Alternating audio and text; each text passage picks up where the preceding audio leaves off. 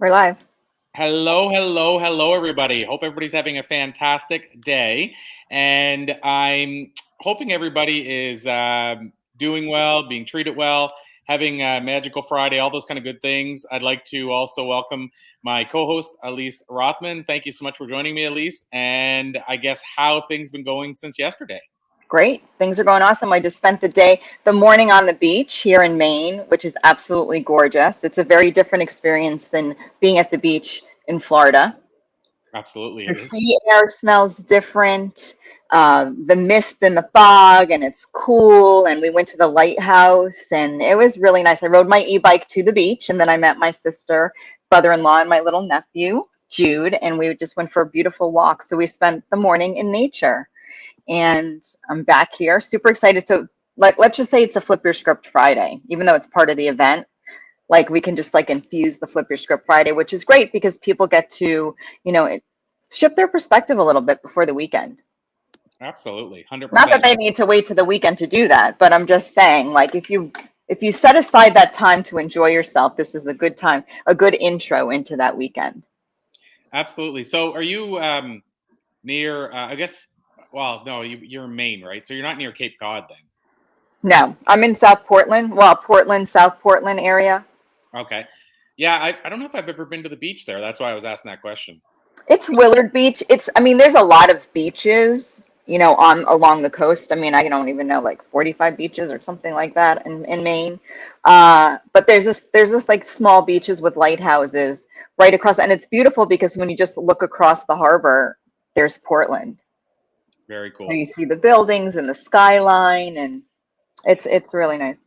Yeah, well, and I asked that because I've been to Cape Cod multiple times on the beach there, and I love that beach, but it's totally different than what I'm used to as well. Like it's Hmm. intriguing to me how so many beaches are so different. Like, Prince Edward Island is beaches are totally different than Cape Cod. And Hmm. I think a big difference is it's chilly. Like it's so chilly by the water there. And Uh-huh. it's funny because people that come here for the summer say here's chilly, and then we find that cold. So, but yet you go to Florida and it's nothing to like at all. I mean, I've been to Florida at Daytona Beach in January. Not a bit of wind. Felt like I was at the beach here in like July. Like it, Exactly. And on the Gulf in the summer, the water is like bath water, warm. And that's why people like to come to the springs. We have these 72-degree springs that are 72 degrees all year round. So in the summer, it's refreshing. yeah. I before we bring our guest on, I'll just finish this conversation about places to say I envy you. And I'm not big on envy, but I envy you being able to live in Florida year round, even though you get to travel a lot. Hmm. Because being in a place where 4 or 5 months is like Alaska, to being able to just jump on a plane and go to Florida, I get to appreciate what you guys have year round. Like Right. showing up there in January with a tank top on, shorts, and sweating, while the guy working at the rental car booth is wearing a parka, a scarf, and gloves because he says that's the coldest day of the year. Yeah, in Central Florida, we can get frost on our windows, so it's different than being in South Florida. However, I do know exactly. I'm with you because I lived in Norway for 9 years. Yeah. So I've had my taste of that kind of climate for sure. Yeah, it's anyway. So I just want to put that out there because when you mentioned being on the beach in Maine and it being different, so I guess that'll have to be my next adventure is to go to the beach in Maine. I'm sure Yeah, Shelly, you're my like seven girlfriend. hours away or something. Yeah, well, I think like the border to go into Maine for us, and that's where we cross from Canada to the U.S. I think like 4.5 hours from us.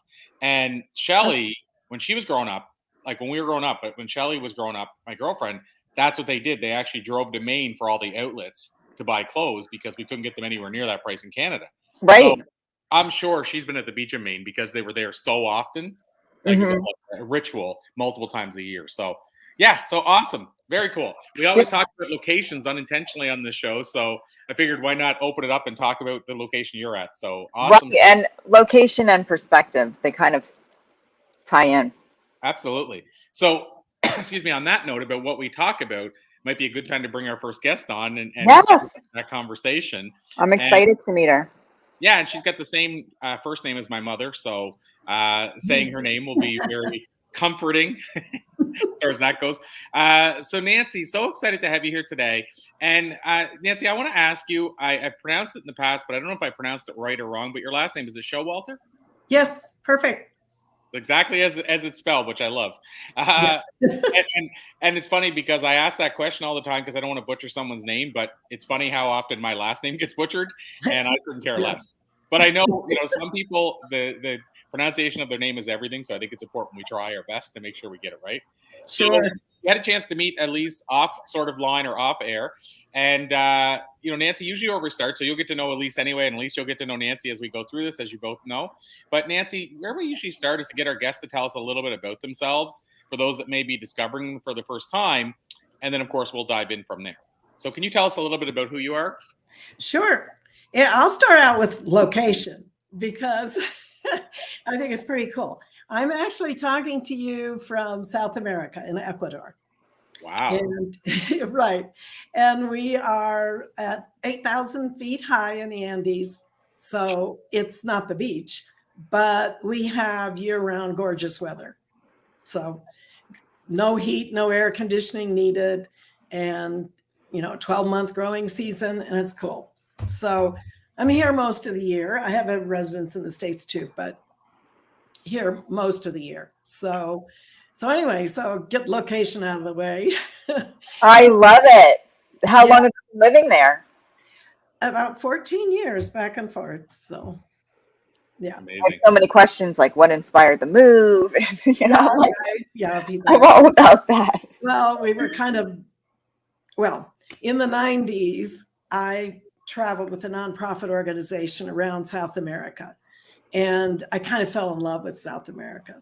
And so Ecuador was, it just felt like, it had a very nice vibration. It's basically a peaceful country and a spiritual vibration. And after I quit traveling and my husband and I said, you know what, we should go to Ecuador for a vacation sometime. I think you'd love it. And that's what we did. And then while we were down here, we were getting the message, both of us independently, look for some property, see what you can do, and we're like, whoa, look for some property, right? Well, that was the beginning. And that's how it all began. And then we went home, and we thought when we left, we were going, we just bought a property. What are we going to do with it? And we're going back to the States to work, So anyway, we got someone to help us, another couple, remodel this little place we got. And we got a little over half an acre, but it's very beautiful and lush and, lots of trees and birds. And we had chickens up until the last few months. We had chickens and a couple of cats. But anyway, so it's a beautiful, peaceful life. Have you ever been to South America anywhere?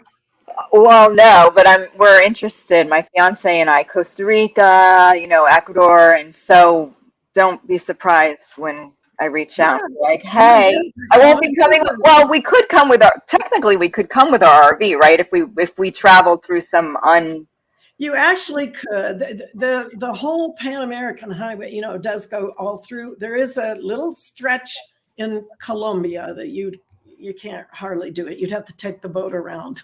Yeah, that's what I've heard. Panama to the border of Ecuador. But other than that, yes, you can almost drive all through South America. It's really cool. I'm going to find my brave and do it because I know that there are certain parts of that trip that people outside of myself, because I haven't had the personal experience, have said are probably less than optimal potential experiences that could arise. Let's put it that way.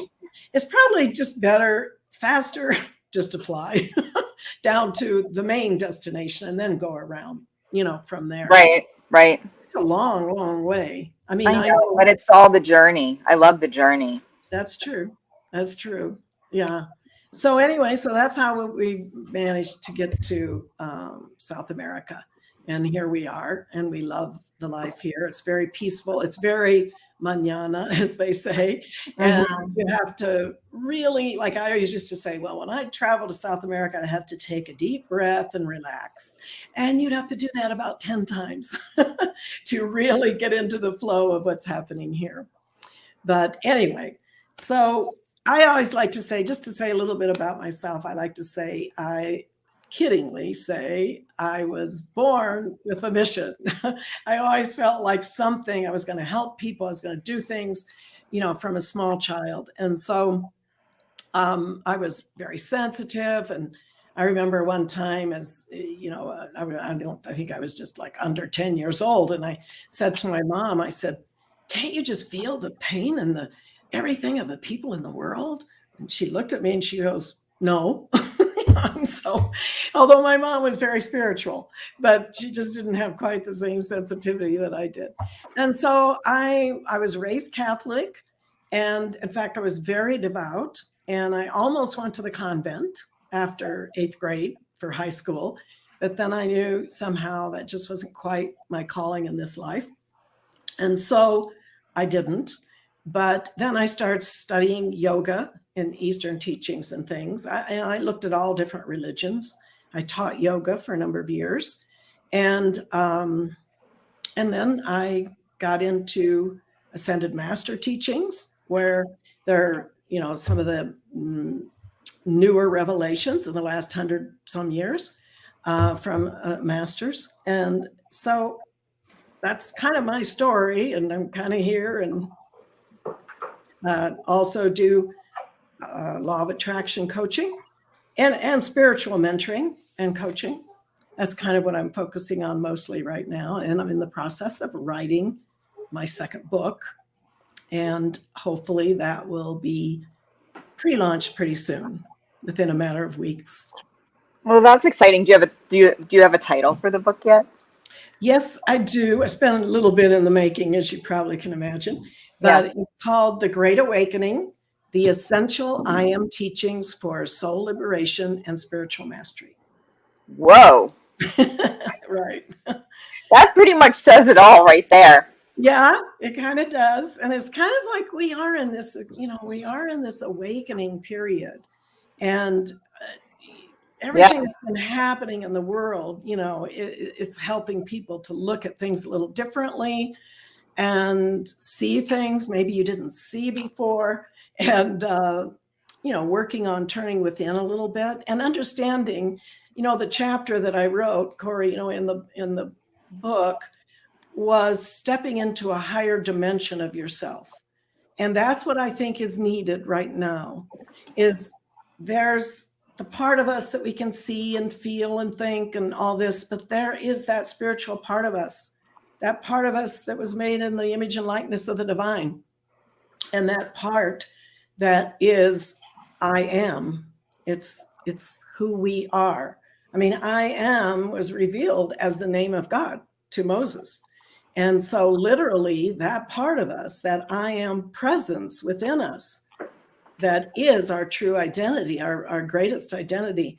And that is sometimes what we're cut off from when we get, so busy in the world and we're not, where am I going? There's confusion, there's fear, there's all these different things. So we need to bring forth that part of us that was made in the image and likeness of the divine, and understand that I am, we're the only ones in the planet, only species that can say I am and make a decision to be something different than what we are.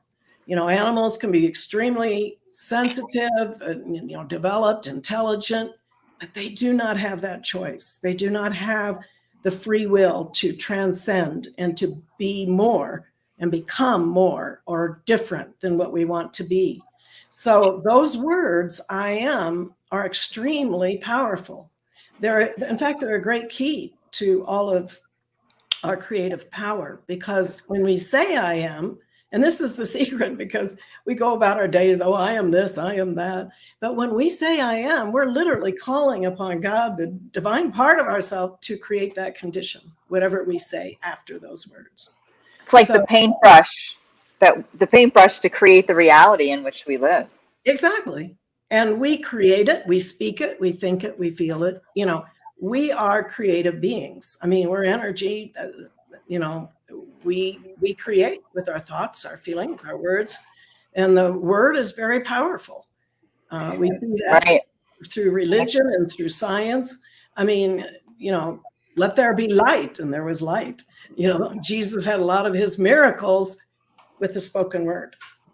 And so the crux is whether we recognize that we're doing it or not. It's still happening. It's like gravity. That's exactly right. So the catch is being aware that we can if you don't know you're doing it doesn't mean it's not happening. Exactly. We can become a conscious creator or just let life happen to us. You know, but when we understand the power that we have within us and our true identity, then we're not a victim. Right. I was going to say that would equal victim, right? It's happening to us. Right. One thing that amazes me, as you're saying this and sharing this, Nancy, especially when you said we're the only, the only species or only people, well, I guess not really people, but only species that can actually do these things. It starts making me think of, and I don't know why my head went here, but how when we're looking for, what should we be grateful for? And, we hear often, which is true, the fact that you actually even were born is, the odds against are so astronomical. We know that. Then if you, and this is not to, say anything negative about anywhere else in the world, because there's happier people in the world that were born into poverty than sometimes people that were born into all kinds of privilege. But I will say too, if you're born in North America, you probably have more freedom and more things than other people. So then that, then there's another X level of, wow, you already won more of the lottery. I think I've heard the number that a kid working at McDonald's today is in the top 50% earners in the world. Because of the poverty in other places in the world. So then, your odds, then you can have more gratitude there. But then to your point, you could have been born as an ant. You could have been born as another, and again, not there's anything wrong with that, but you wouldn't have the things that we have the ability to do. Like you said, to create and have abundance and all those kind of things. In fact, your biggest fear might be, is somebody going to step on me today? And so, I mean, if you think about all the things you had to went through to be this person that you are today, I mean, for me, it's such a miracle. I'm thinking, how can I not be grateful? I mean, I've actually had it so much better than it could have been, is what I'm trying to say. Exactly. Exactly. And a lot of what we're born into, in fact, much, if not most of what we're born into, has to do with karma and our life plan. And so we all were created uniquely, and we all have something we are meant to outpicture in the physical dimension. We're spiritual beings. We came here. We volunteered, believe it or not. Here we are, And so we got caught up in the miasma here of the fallen consciousness, all of us. And here we are, waking back up to who we really are and what our purpose really is. And so, some of these statistics you're talking about, Corey, I quote in my book. I have a book, It's Okay to Be Rich. And I do quote some statistics in there about, that's why I say, what does it really mean to be rich? I can tell you that people living here in Ecuador who are rich. Well, they're rich in many ways. Mm-hmm. They don't necessarily, like a lot of the indigenous people, they don't really want the things we have. They're not after all those material things necessarily. But so they're rich and they're close to nature, and there's much richness. But on the other hand, some of them, they're living on $40 a month or some insane amount of money. And we are on the dollar down here, actually. So we use the US dollar, but many people in the world would love to trade places with the most oppressed in the United States. I mean, because it's not really oppressed. That's the whole point. We do have more freedom than most countries and nations. But so yes, gratitude is the thing that totally opens up many, many possibilities. It's the whole law of attraction. What you put out energetically is what you are going to bring back to you. It's the old law of cause and effect. Real simple. You plant corn, you're not going to get beans. And so it's the same thing with I use those analogies too. I'm like, sound like if you plant, right? I think I've used it in my talk too. If you plant a cucumber, you're not getting a tomato. Like, I don't care how well you water it and nurture it and talk to it. You're getting, if you plant a tomato seed, you're getting, and you're not getting a cucumber. That's right. That's exactly right. And that law is, whether it's Newton's law of for every action, there's an equal and opposite reaction, for what you sow, you reap. We know that law intrinsically. We have even those sayings, what goes around comes around. We have these sayings. We know intrinsically, we know that law, but somehow we've lost track of what that means all the time in our everyday life. Do you think that we've lost track of that, Nancy? Or do you think that we've never really been taught that we have that capability within us? Like, I believe, like, if we were really taught as a child that we are, so I wrote a children's book called I Already Am, because I was having sort of a self-concept meltdown 10 years back or so. And I thought, if I was told I already was everything I thought I needed to change to be, or get validation to become and all that, would I feel differently about where I am right now? The answer was yes. So is it losing track of that, or is it that we just it hasn't been nurtured within us, that we have the ability and the capability to embody that? Right. Well, when I say losing track of it, I think what I really meant was, obviously being taught those laws as children, it would be extremely helpful. I meant kind of as humanity, we've kind of, in the evolutionary process here on the earth right now, we have a lot of victimhood. We have a lot of, I'm powerless, this, that, or the other thing, whether it's parents, school, government, whatever, I'm the victim. And this, right. This is, that's why I think this is such an important message right now, is that people understand you're not the victim. And when you know inside of you, without a doubt, that the power in you is greater than any power outside yourself, you're not a victim.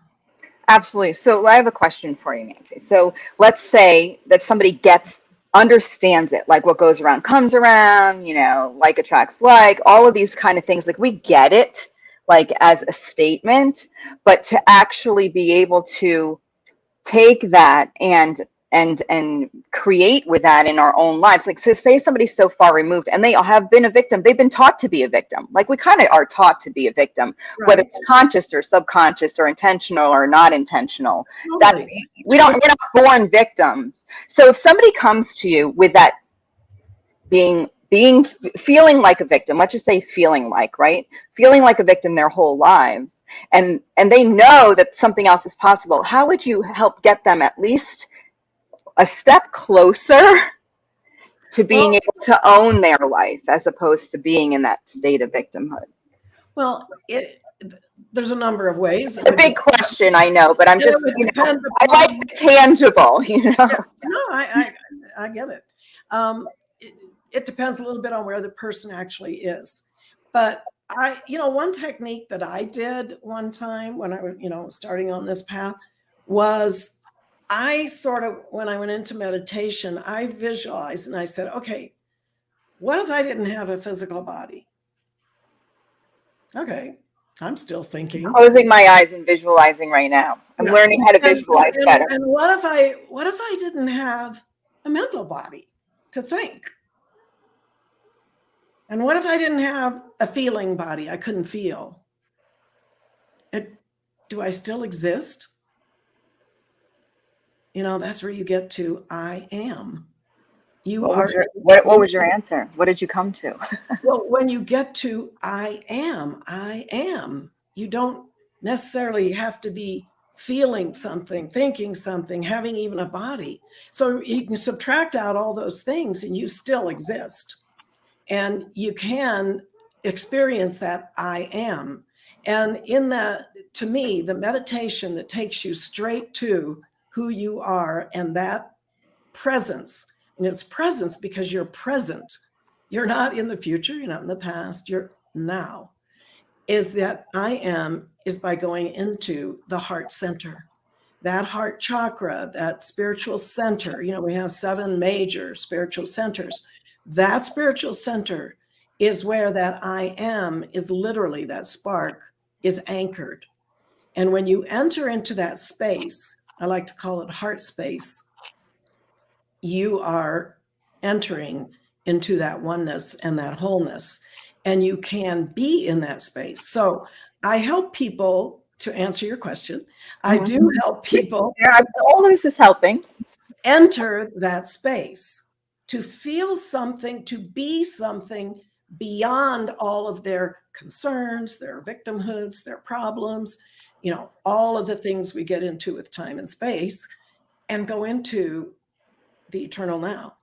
So once you can learn to enter that space, which is the I am, and there you can, when you make what we call affirmations or decrees or whatever you want to call it, when you say those, you are saying them from a different level than just, I am this, I am that. You're creating when you do that. But when you go into that space and that level, you are consciously creating, like you said, And so you have to help people to learn how to get into that space and how to consciously create. And I tell people, there's part of you that's hurt, that's painful, has maybe horrible. Some people, have lived through horrible things. They have horrible childhoods. I mean, I didn't. I was blessed to not have that. But some people do. And they have to get over these things. Well, that part of you that's hurting, there's a part of you that's not hurting.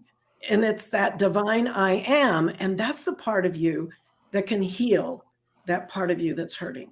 And I have lived this myself way back in the day when I was sort of falling into this victim consciousness. When you're younger, you're, like you say, you're taught almost by society and every other aspect that you're a victim.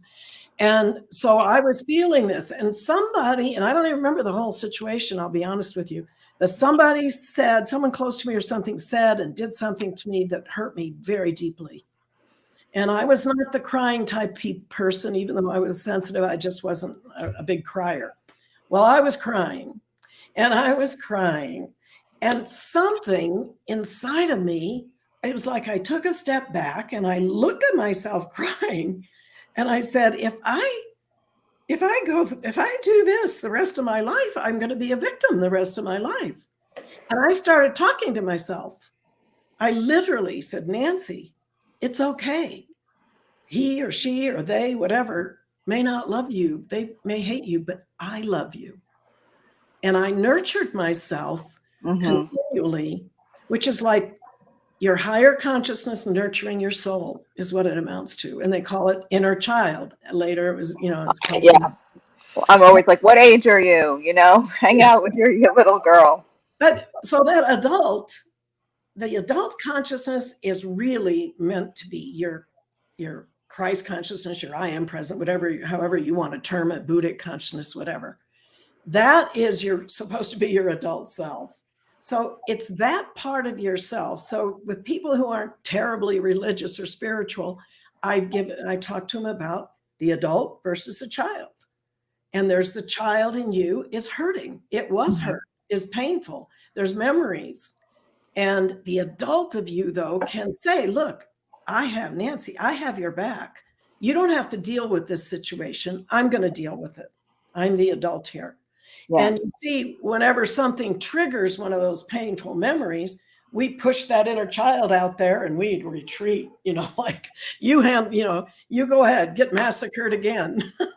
But that's what you have to learn not to do. So I use that technique also to help people understand. When that gets triggered, you talk to yourself and you can step out of it. See, that's where you have to help people. That's where the meditation comes in, to learn to be in that space. Because then when things get hot and you get triggered and things come up and you're not choosing them to come up, they just do, then you can gain control of it by saying, look, I'm in charge here.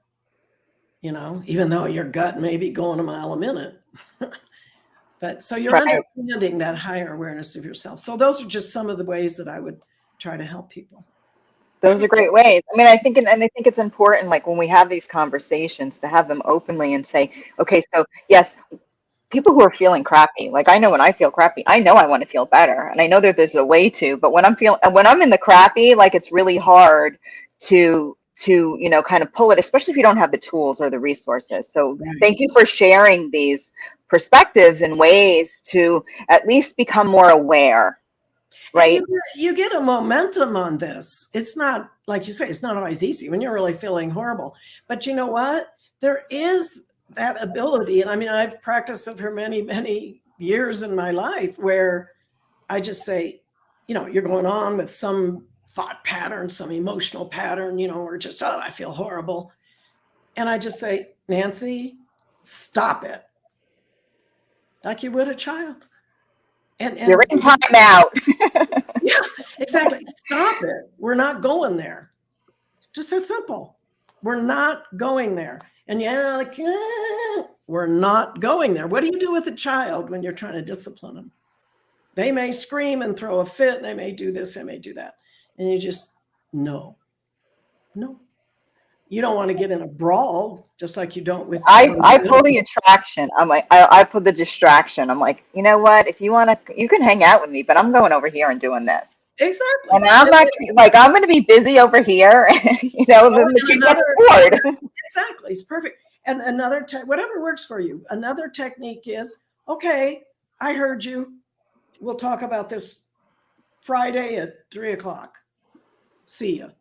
You have to gain a momentum of not going into every negative spiral we've ever created in our lives, everything in our unconscious. Right. And it does take an awareness. It takes an awareness, and it also takes a will. Mm-hmm. It takes a will. Some people don't want to get out of their victimhood. We had this conversation, was it yesterday and the day before, that some people are really attached to their situation because certain things in their life actually got better, and if now if they get better, then those might go away, or it's and then I might be really responsible if I got better, Well, and then there's that. Yeah, so, I mean, our psychology does all kinds of things. And I'd like to ask you, oh, sorry, go ahead. No.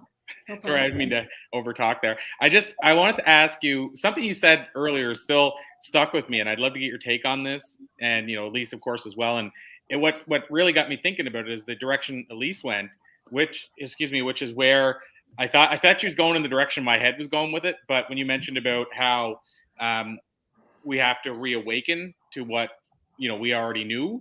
And what I'd love to get this is a deep part of a conversation in the sense that I don't know that we'll come up with a conclusive answer, but I'd just love to get your take, is when do you feel we lost that? And I'll explain what I mean. Because I think back to like the Roman days, and in some ways they were conscious, but in many ways they were very not conscious at all. Then you think the Old West, they were, probably not super conscious in a lot of the stuff we hear and read. And so I wonder, is it something where, like, okay, here's what I'm driving at. Do you think we're more conscious now as a society overall? And I don't mean everybody. I mean like the percentage of people that are spiritual and waking up. Do you think we're more actually conscious now than we have been in, like, I don't know what the number of years are, millions of years or what have you? Like, do you actually think we're more conscious now than we've ever been? Or when you say waking up, do you feel there was a society that was super conscious and then they lost that? That I do believe. Okay. I'm just curious. Yeah. Because I mean, hello, Jesus. I mean, we're all striving to live this unconditional way of being, right? And that's like kind of a long time ago. Yeah, well, I guess I don't know if Paul, with what they did, I don't even know how long ago, but I know it was like forever ago. But given what they did to him, I don't know if they were super conscious either. I think Jesus was super conscious. No, yeah, I agree. But what I'm saying is, it freaked him out. It freaked everybody else out because people don't know what. Some people who aren't are afraid. We're afraid of what we don't know. Absolutely. I mean, so do you feel Nancy, we're getting back towards where we once were? That's, I guess, what my bigger question is. Well, I do believe that there were civilizations on the planet that were far more advanced than we are. Mm-hmm. And I do believe that we were meant to come to this planet, life waves of soul, or embody, and they're meant to outpicture what those unique qualities that they were created with. And I believe that happened for a number of evolutions. And then there was that little thing called the fall, where we got into this duality consciousness. No more were we the one whole oneness with God and one knowing who we were and powerful beings who who gave birth by connecting at the heart and precipitating the soul, the body for the soul. So I do believe all of that.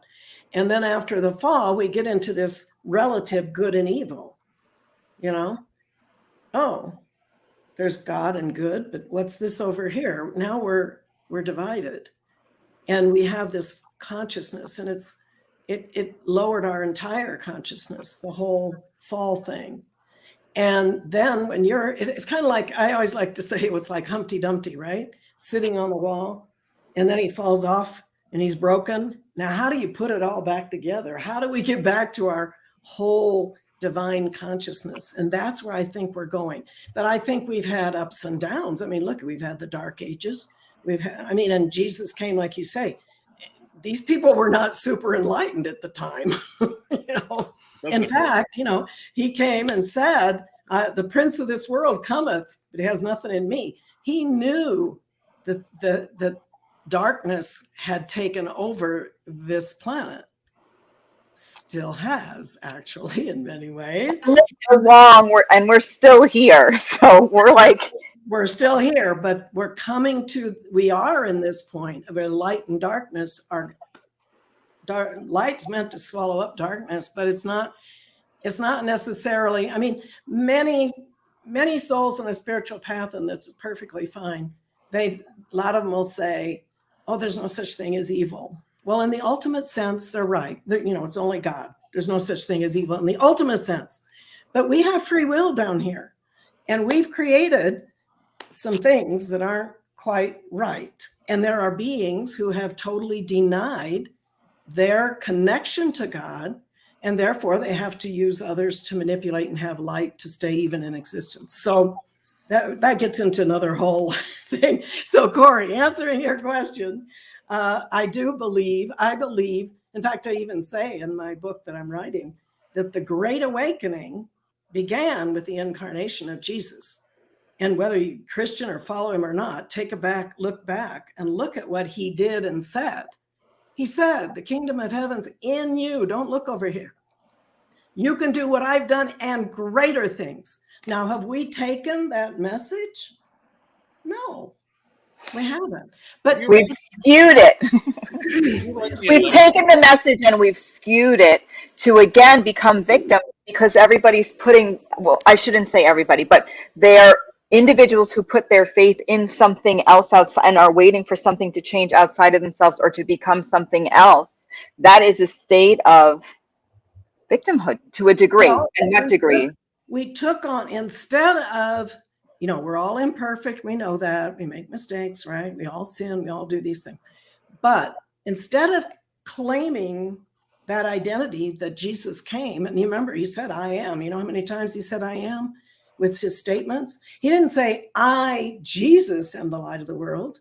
He said, I am the light of the world. He was one with his God self. He knows, And so what do we, though, whether it's whoever, church leaders, which, dark ones, whatever, we are taking on the victim. We are taking on the identity of sinner instead of. Which is the victim, but yeah. The Christed one. We are sons and daughters of God, and we're meant to be just like Jesus. He said, follow me. He didn't mean run like a little puppy behind him. Do as I do, and be as I be. And become what I am and be that. And so, but that's the message that's gotten a bit distorted. So now we're sinners. I'm a sinner. I'm a sinner. Well, yeah, right. Okay. So you sin. Jesus didn't go around calling people sinners. He healed everyone, no matter what their profession was. Exactly. And whatever their station in life. He might say, okay, you're healed. Now don't sin anymore. But he didn't call people sinners. He called them to the Christ. And he said, it's within you. But we just sort of miss that. Have you read? I don't know if you've read the Celestine Prophecy, but Yeah. if you have, are you familiar with the 11th Insight? Long time ago, so you'd have to refresh me. Well, the only Yeah. reason I asked that is because, and I was just talking to James, who wrote it the other day, and I said to him that this movie, this book should be a movie, The 11th Insight, and technically it's kind of like a bit of what is called Avatar, like the blue people, I always say, that movie. And then there's a new movie I just saw, The Ten Rings, like a Marvel movie, and it does the same thing. But in the book, it's called In Search for Shambhala.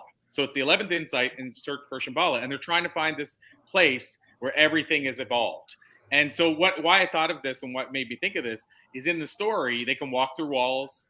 Like they don't have to open a door or anything. But the other thing is how they birth each other is they just come close to each other, and then a light, like you were saying, light breaks up, and then that's how they get pregnant. And anyway, but the book itself, like there's two parts to this. First is I just went and watched this 10 Rings, and I said to James, I don't know if somebody read your book and turned it into it, or if it was just a great coincidence.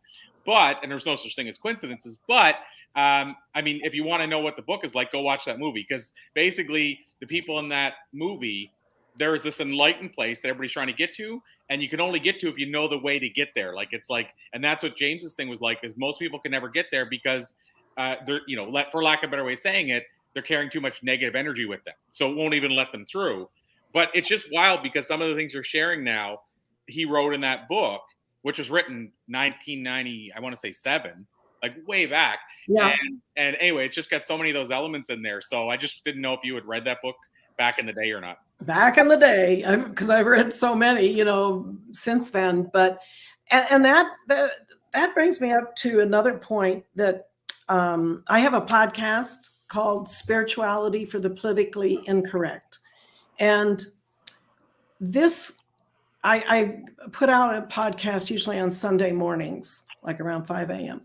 And this week I am putting out an interview that my husband and I did on a previous radio show. So it's not live, but it's a recording, with Dannion Brinkley. And I don't know if you're familiar with Dannion.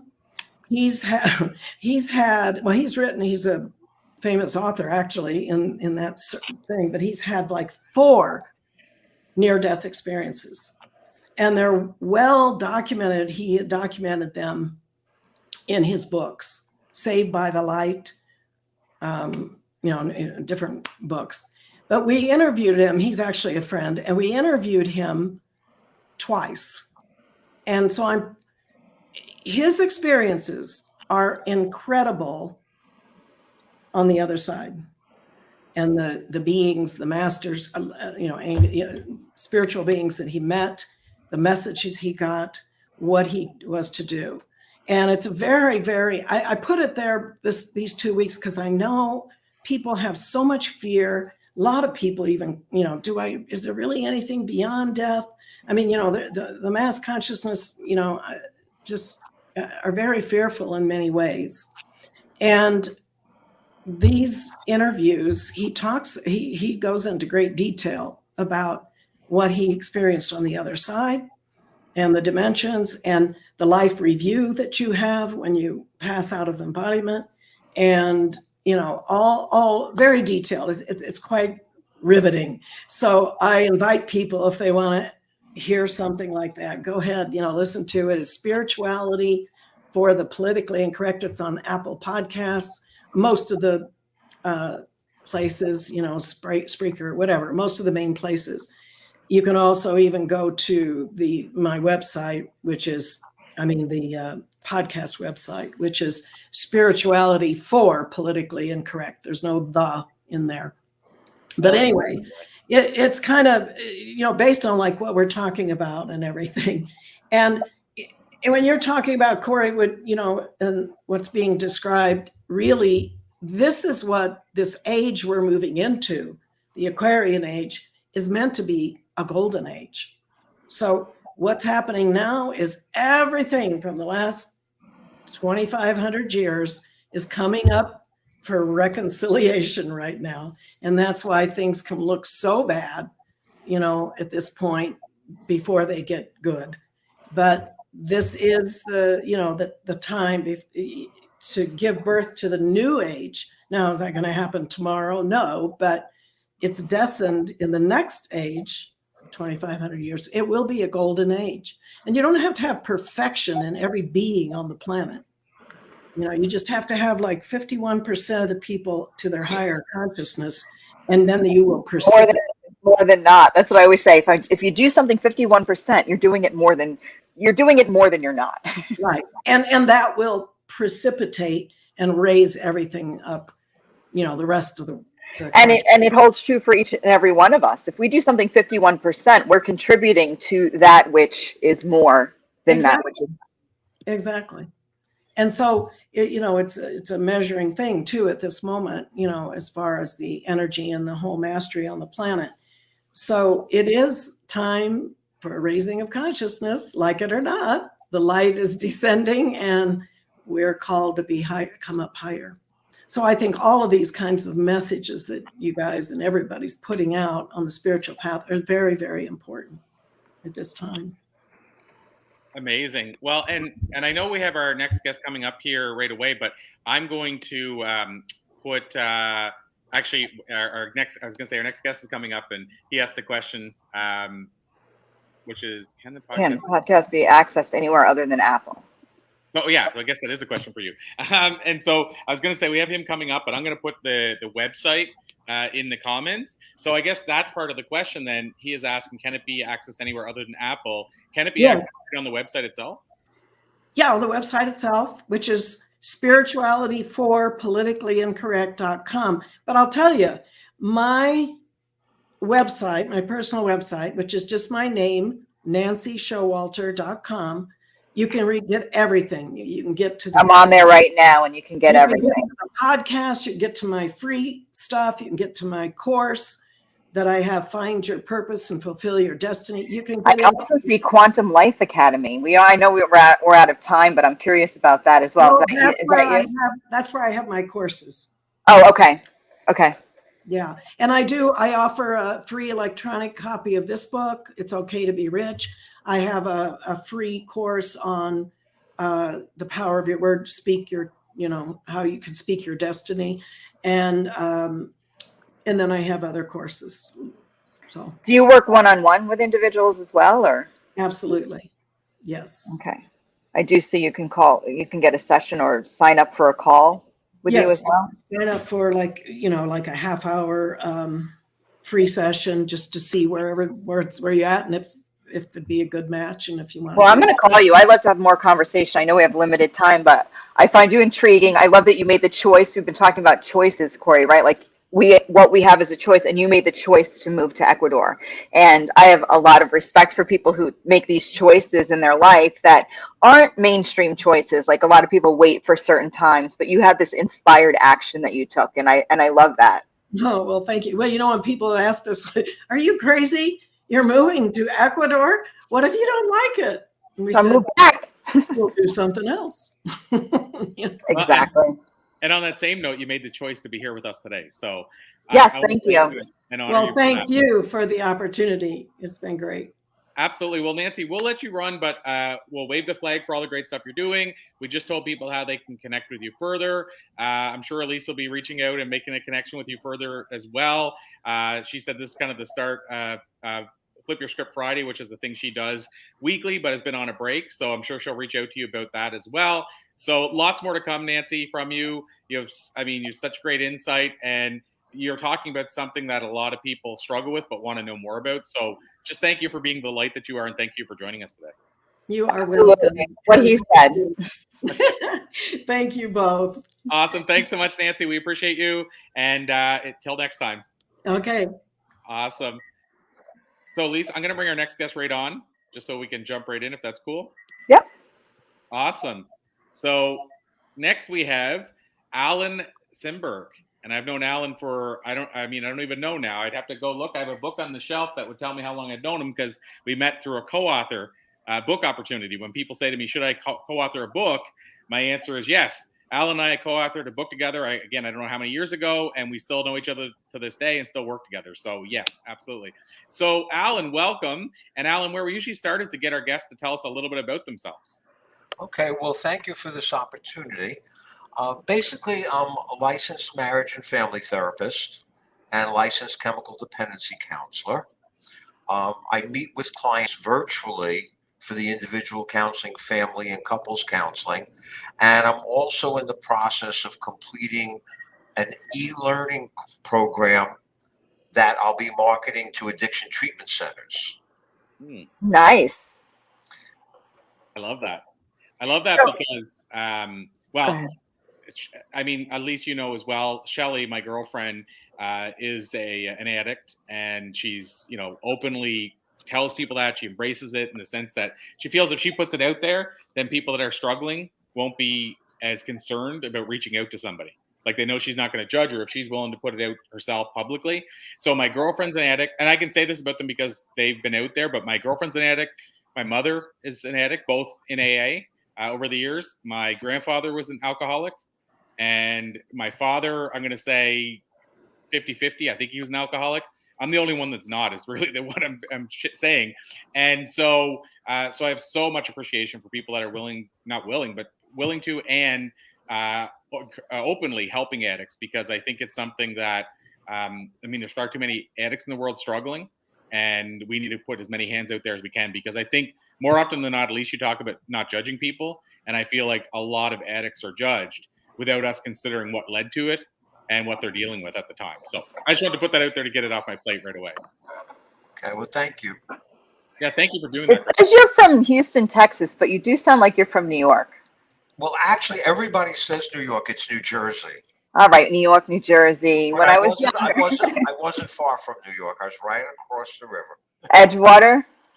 Bayonne. Oh, Bayonne, the other bridge. Yeah, and I was born in Jersey City, and I lived there till I was 12. So Okay, well, you still got, you're definitely not a Texan, no, as far as your speech is concerned. That's And right.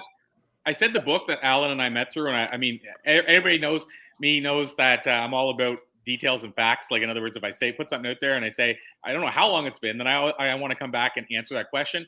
And so it was 2014, Alan. It actually seems like further than that to me now. And like those years, like it seems like it was like 2010 or something. But based on Amazon, it says it was 2014. So Alan and I have known each other now, I guess, 7 years. And What book was it? It was called Share Your Message with the World. It's put together by a gentleman named Tony Gambone. Is it Gambone or Gamboni? Gamboni. Is it Gamboni? No. Yeah. Oh, Gamboni? Is it? Well, I'm asking you. I think it's Gambone. Yeah, I kind of do too. So so Tony put this book together, and I bring this up because obviously Alan's a part of our Blue Talks anthology series, and people will say to me, why should I be part of an anthology book? What's the benefit? And I feel like a lot of people forget the relationships you can build with the other co-authors. Like when people are all like, I'm going to become a best-selling author, and that's the total goal. Or if they're already a best-selling author, I don't need to. I'm already a best-selling author. But I went into a Wall Street Journal USA Today co-author book, and there was an investment involved. And I've had multiple clients come to me from that book that now work with me. They've signed up for our programs and stuff. And that's because I built a relationship. It wasn't about, hey, what can I get? We built a relationship over time. But the point is that if I just went into it to become a best-selling author, those great relationships never would have happened.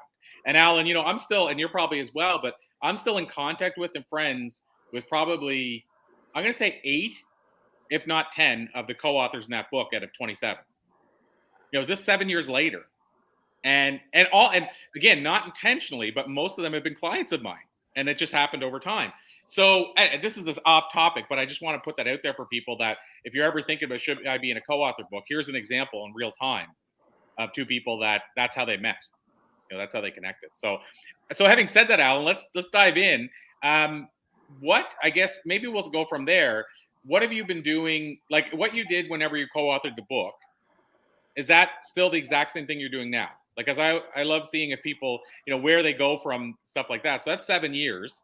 Are you still doing the same thing you're doing when you were in that co-author book?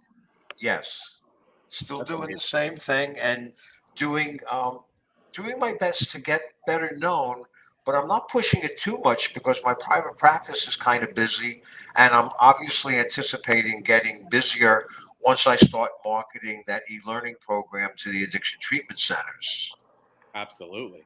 And I guess then, and I mean, I'll jump ahead one step further, but with the addiction treatment centers, now, how do you feel they're going to embrace that? And I say this and ask this because I know when my girlfriend was in treatment, the 4 Agreements, if you're familiar with that book, the Yes. 4 Agreement, like they not only embraced it at the treatment center she's in, everywhere you looked, you saw signs of it. Like you'd walk in the woods and they would have, don't take things personally. And it was like literally a plaque that said the 4 Agreements on the top.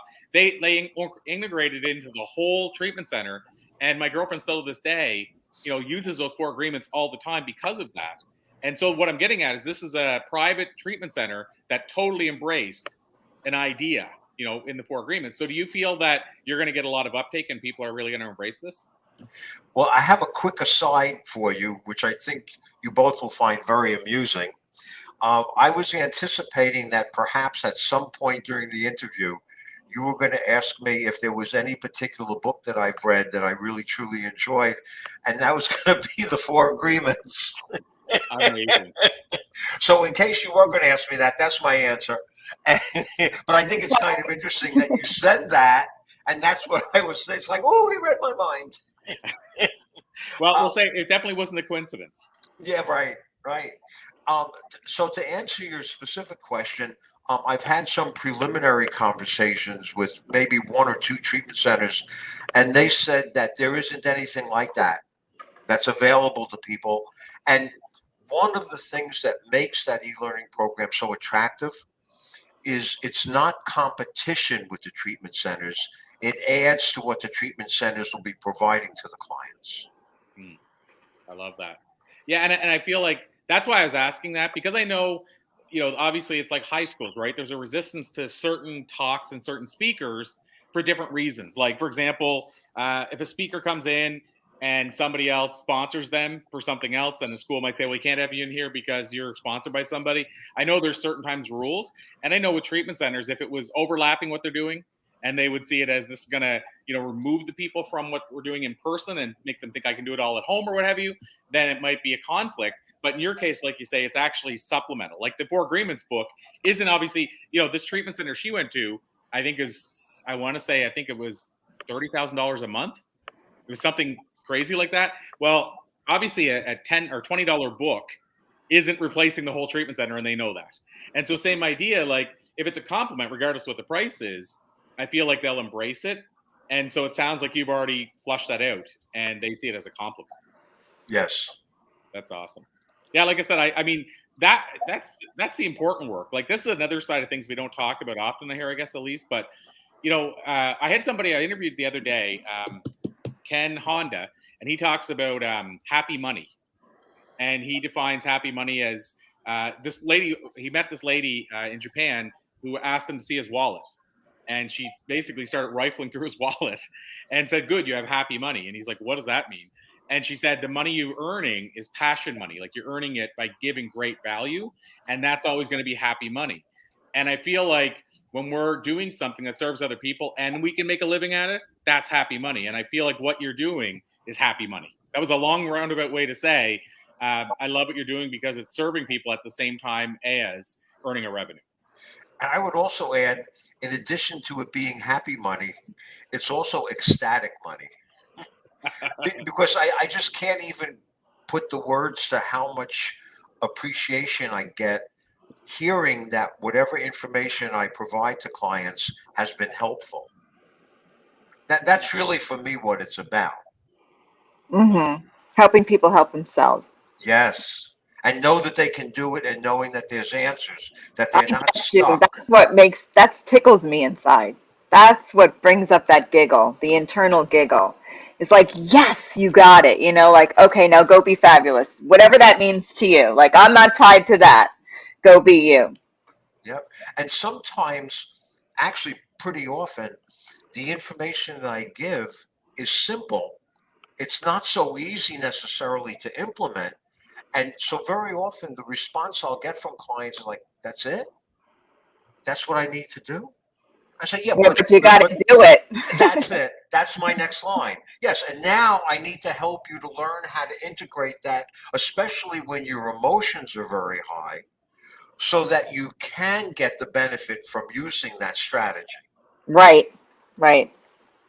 I mean, on that note, Alan, it's like we talk about a lot of stuff regularly on here that if somebody implemented it and continued with it could change their life. And an example of that, it comes up every one of these ones we do, Elise, and mostly comes up, I think, at least once a day, but it comes up every time for sure, is meditation.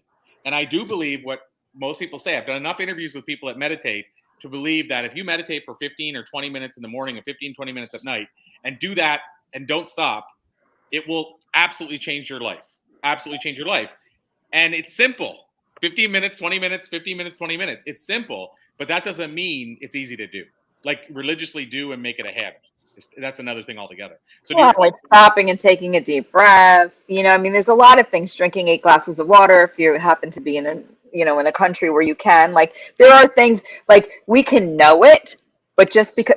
Okay, so I use an example: dental floss, right? Dental floss works, and the beauty about dental floss is that as soon as you start using it, it works. It doesn't matter if it's been sitting in your drawer for a year. Like the day you start using dental floss, it'll start working. But just because you know dental floss works and it's sitting in your drawer, it's not just because you know it works and you don't use it, it won't work. And it's like EFT, right? Tapping, an emotional freedom technique. It's like dental floss for emotional plaque. But just because you know you can, and it's at your fingertips, it's right here. But just knowing it is not enough. I agree. Absolutely not. And that's, I mean, again, that's the world great struggle, right? Like you have to make it a priority. If you don't make it a priority, like it's just like I don't have time to meditate. I don't have time to floss my teeth.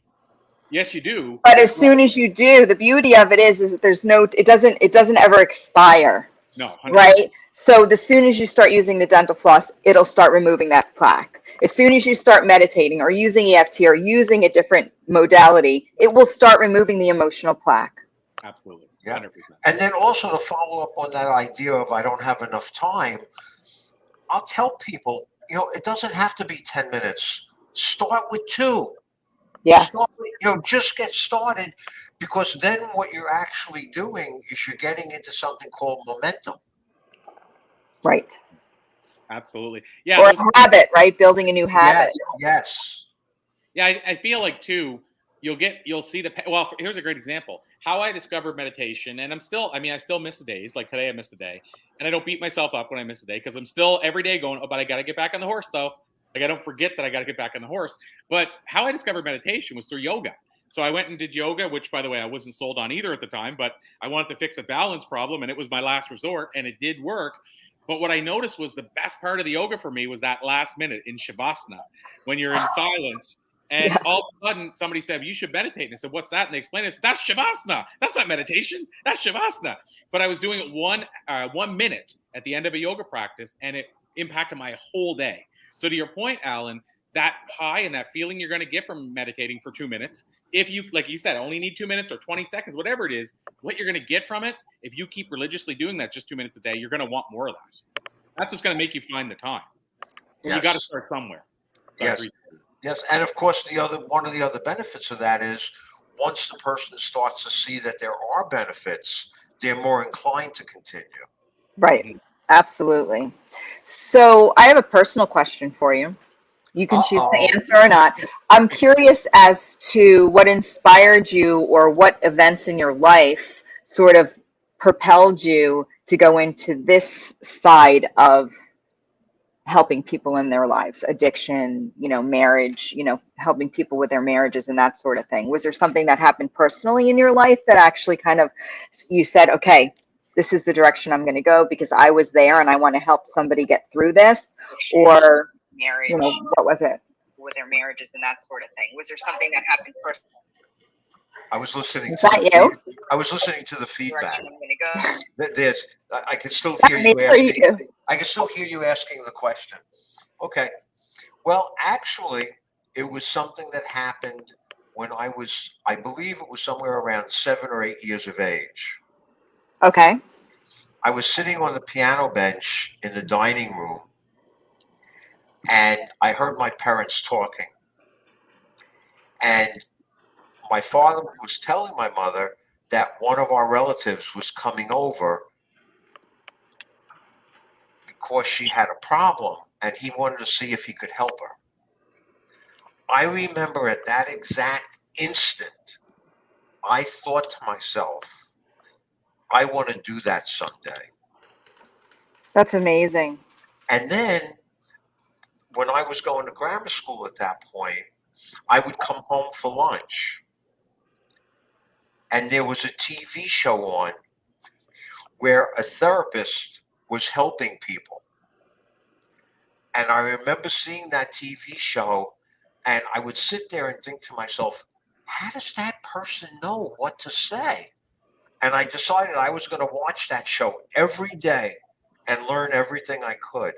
And that's really what brought my attention to the idea of that's what I wanted to do. And then, of course, I had other experiences in my life where, let's say, for example, classmates would come to me and ask my opinion. Maybe I would say things when I was with my family, and they would say, wow, that's really interesting you said that. Mm-hmm. And so it was kind of a growth thing. But it was that moment when I was on the piano bench growing up that, I really think I was meant to do what I'm doing. And it was just a question of having the awareness about it.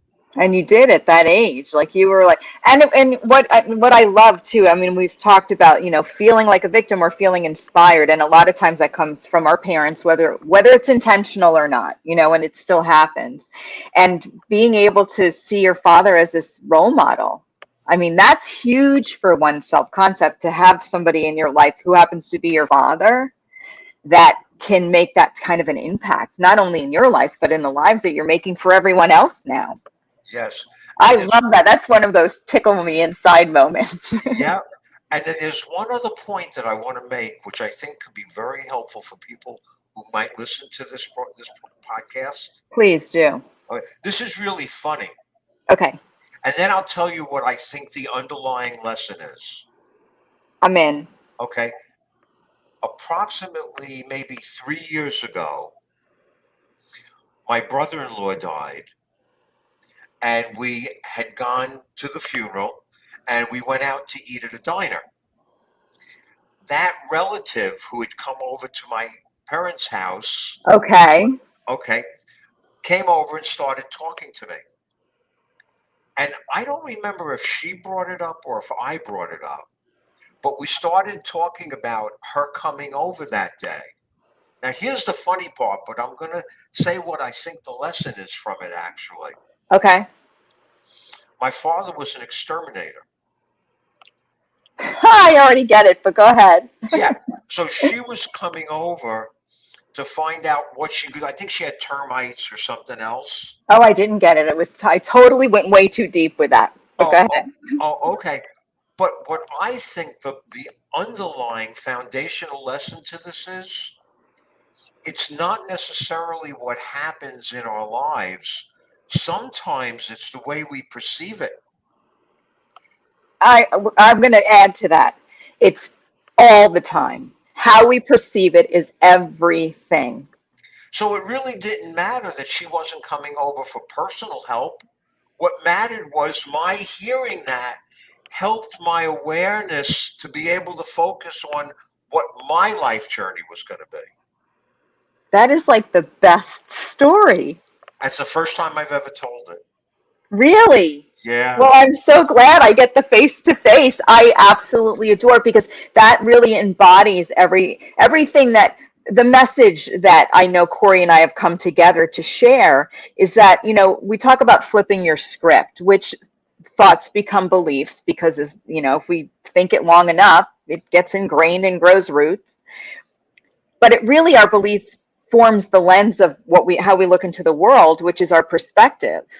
And that perspective is really creating the reality that we're living. And when we can shift that perspective, right? So if you didn't know that was the story, right? And then maybe it was totally different on the flip side, but you would have known that when you heard it, it could have changed everything. It could have. It could have. And what I was also saying, that it was just the last part of the story that I told I'm telling for the first time. Is that the awareness that you have? The termites. Oh, the termite piece. Yeah. That's that I've never told that part. But it's funny, because when you said exterminator, what came to me like right then and there was that no matter what, I mean, you're helping people exterminate the things in their lives that aren't benefiting them, right? So there's some, you know, being an engineer, like I feel like I'm an engineer. I help people engineer and recognize how they're engineered with their emotions and how it's driving their energy and how that's creating whatever's going on in their lives. So there's, or being a mindset architect, how is our mindset and how are we like designing our mind? And I'm gonna, something's coming to me that I want to have a conversation with you about as far as the term addiction. Because for me personally, and I just want to have the conversation to learn a little bit more about your perspective, if that's okay. Sure. Okay. So I tend to work with individuals in 3 categories, either, you know, PTSD, suicidal, addiction, you know, things that are like really heavy duty, managing the crap we don't like, chronic pain, bad relationships, not enough money, and then people who are actually thought leaders and people who are already leading their group and their tribe. And we learn, and manifestations are coming to them so quickly. I teach them how to like ride the wave, as I call it, right? So if we get back to the beginning part, I feel like the individuals that do come, that I do have conversations with who look at themselves or feel like they're addicts, there is a definition and a connotation that they're already bringing to the table for them, that they're always going to have to carry like this torch of being a certain way. And the way that I choose to look at addiction for my own self is that somebody who's made this choice, right, and got connected to the choice because they were outside of alignment. They were already out of alignment and they were searching for something that would help them feel the way that they really wanted to be feeling. And it turned into that chemically, right? They chemically became addicted to something that obviously wasn't working because it wasn't helping them get to reach their goal. And the goal was to feel better, to have more contentment in their life, to recognize that they have value, to love themselves the way that they knew they deserved to be loved on some level, or they wouldn't have been searching to begin with. So do you find that like the term addict sometimes holds people a little bit back from finding that sort of more center of who they are? Or is it just me? I don't know. Like, I just feel like certain words. No, it's not just you. I'm thinking about all the different ways I can respond to your question. It was a big, long question, long-winded, but the bottom line is I feel like the term addict sometimes holds people back from having the freedom of just being. They're so on guard. Well, I think that happens more often than not. Okay. That the term addict holds people back.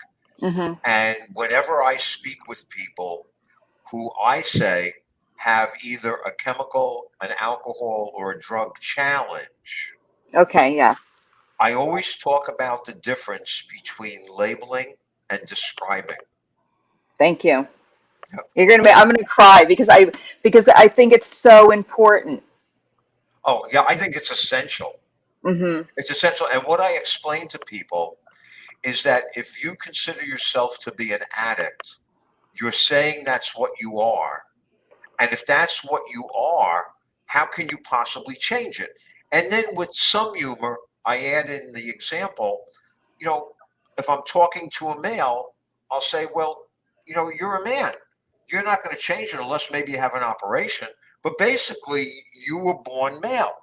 So if you are, it almost doesn't even make sense to try to change it. Yeah. But if what it is that you're doing, you can always change what you're doing. You just need to want to change it, and you need to know how to change it. And changing it has to replace the benefit that it's giving you, and maybe even more than what it's giving you. And help you really get to the goal, which is to feel better and love yourself the way that you, obviously there's a part of you that knows you deserve more. And I feel like people who are so disconnected for that, they just search for. I had two guests that came to stay with us at our retreat, our everyday retreat, and you know, we leave a bottle of wine in everybody's room as a welcome and stuff like that. Because first of all, we don't do bottled water, and sometimes it's cheaper than bottled water. But anyway, we leave them a bottle of wine as a welcome, and they were like, "Thank you very much, but you know, we're addicts, or you know, we're in AA or whatever." and we sit by the fire pit a lot, and I like to have conversations face to face, and I'm who I am. I'm still, the mindset architect. I'm always about like helping people have a new awareness. And we were talking, and I said, what if you looked at it a different way, right? As opposed to that I'm an addict and I have to do this and I'm always on guard and I can't. What if we just said, the route that you took to get to where you want to be wasn't working for you. And now you're on a journey to find a way that works and supports who you want to be more. And they were a couple, and they almost like they had tears in their eyes, and they just felt this.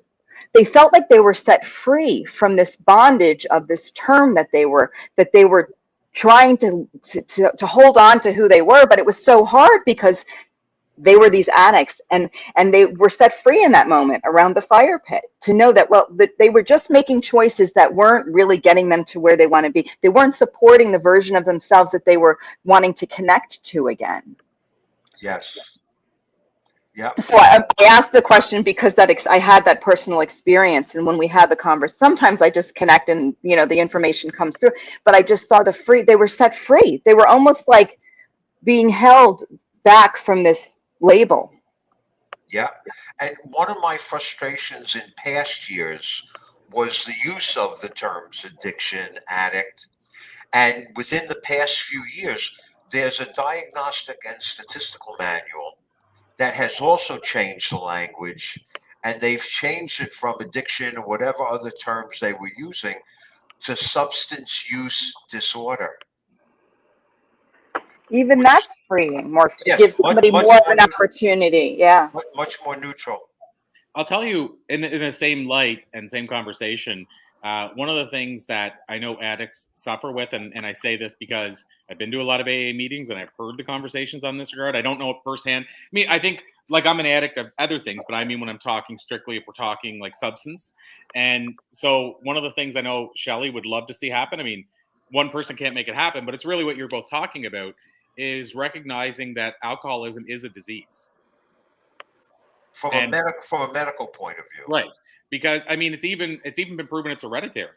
So how can you say it's Say not that part again? Say that part again. It's even been proven it's hereditary. We could throw epigenetics in there and take that whole out of the picture. Can I say something to that? Yeah, please do. Okay. I do not believe that it's hereditary. I don't either. I believe that there is a genetic predisposition. I should have used that terminology. I mean I'm not because I don't spend my time in the field. I shouldn't I should use I should ask you what the terminology is, but I mean that it can be genetic is all I meant. But what I'm saying is that just because a lot of people, the reason I say this is because I hear a lot of people that are in addiction that struggle with people saying, just quit this. Yeah. And it's not that easy, and we can say that about quitting food. There are certain things meaning or the way we think. I mean, there's so many things that we can spend more time focused on or make choices. Choose that over and over again as opposed to something else, because that too becomes a habit. Sometimes we are chemically affected by it.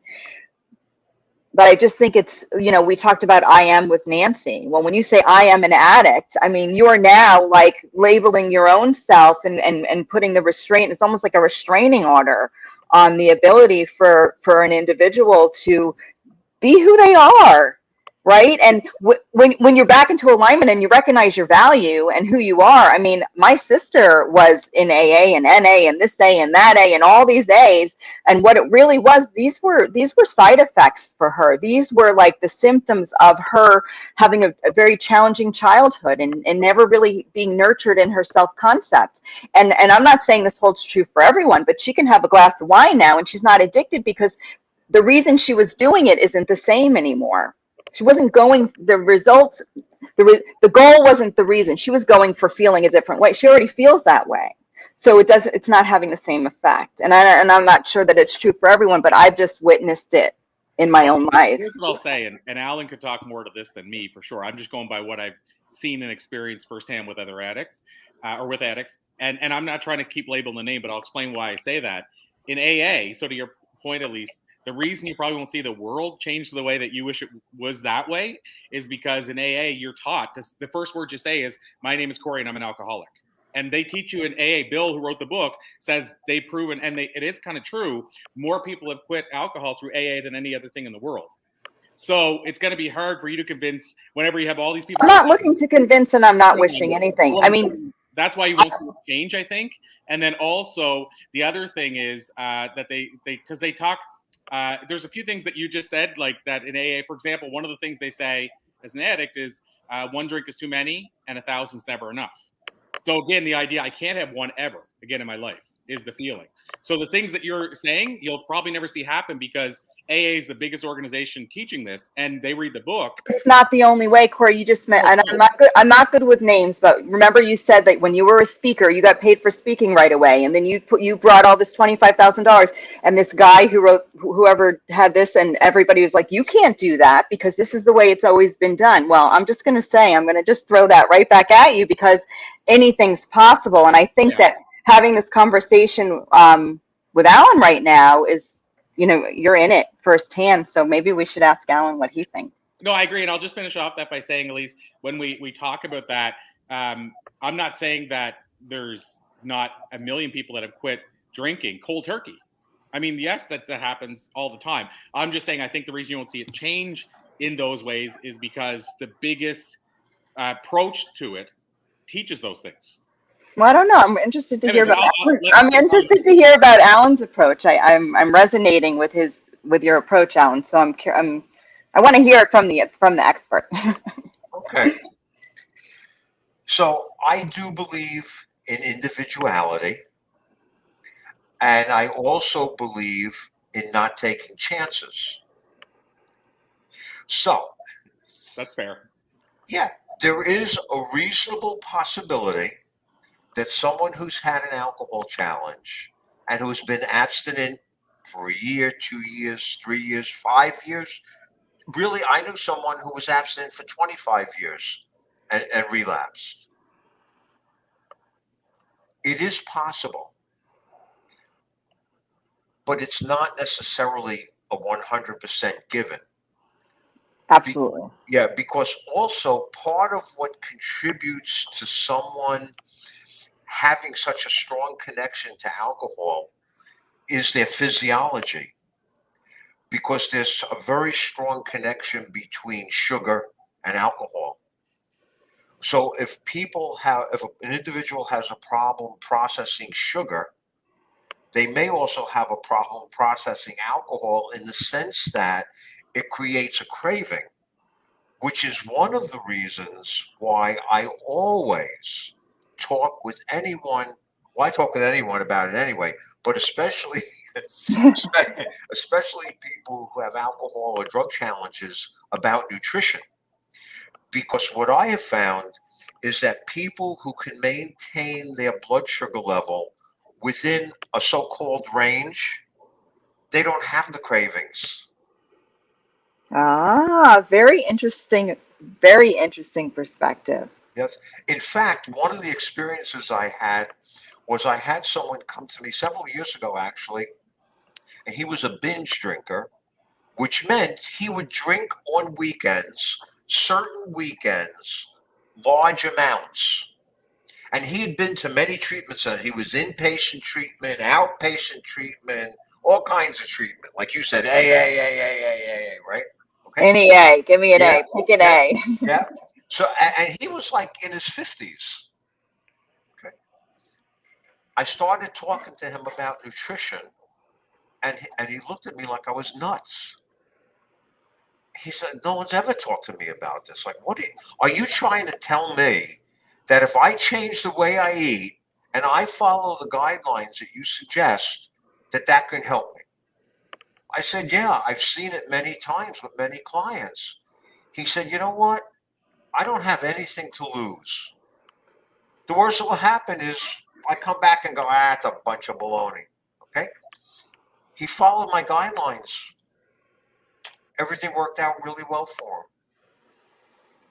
And I feel like the other thing too is, at least you talked about it earlier, it also, I mean, there's a big psychological component to this whole thing, and what's happened behind the scenes that's driving the drinking. So my mother, and she'd be open for me saying this, I won't go into much detail, but she was dating a guy who he ate immaculate and also had a massive drinking problem.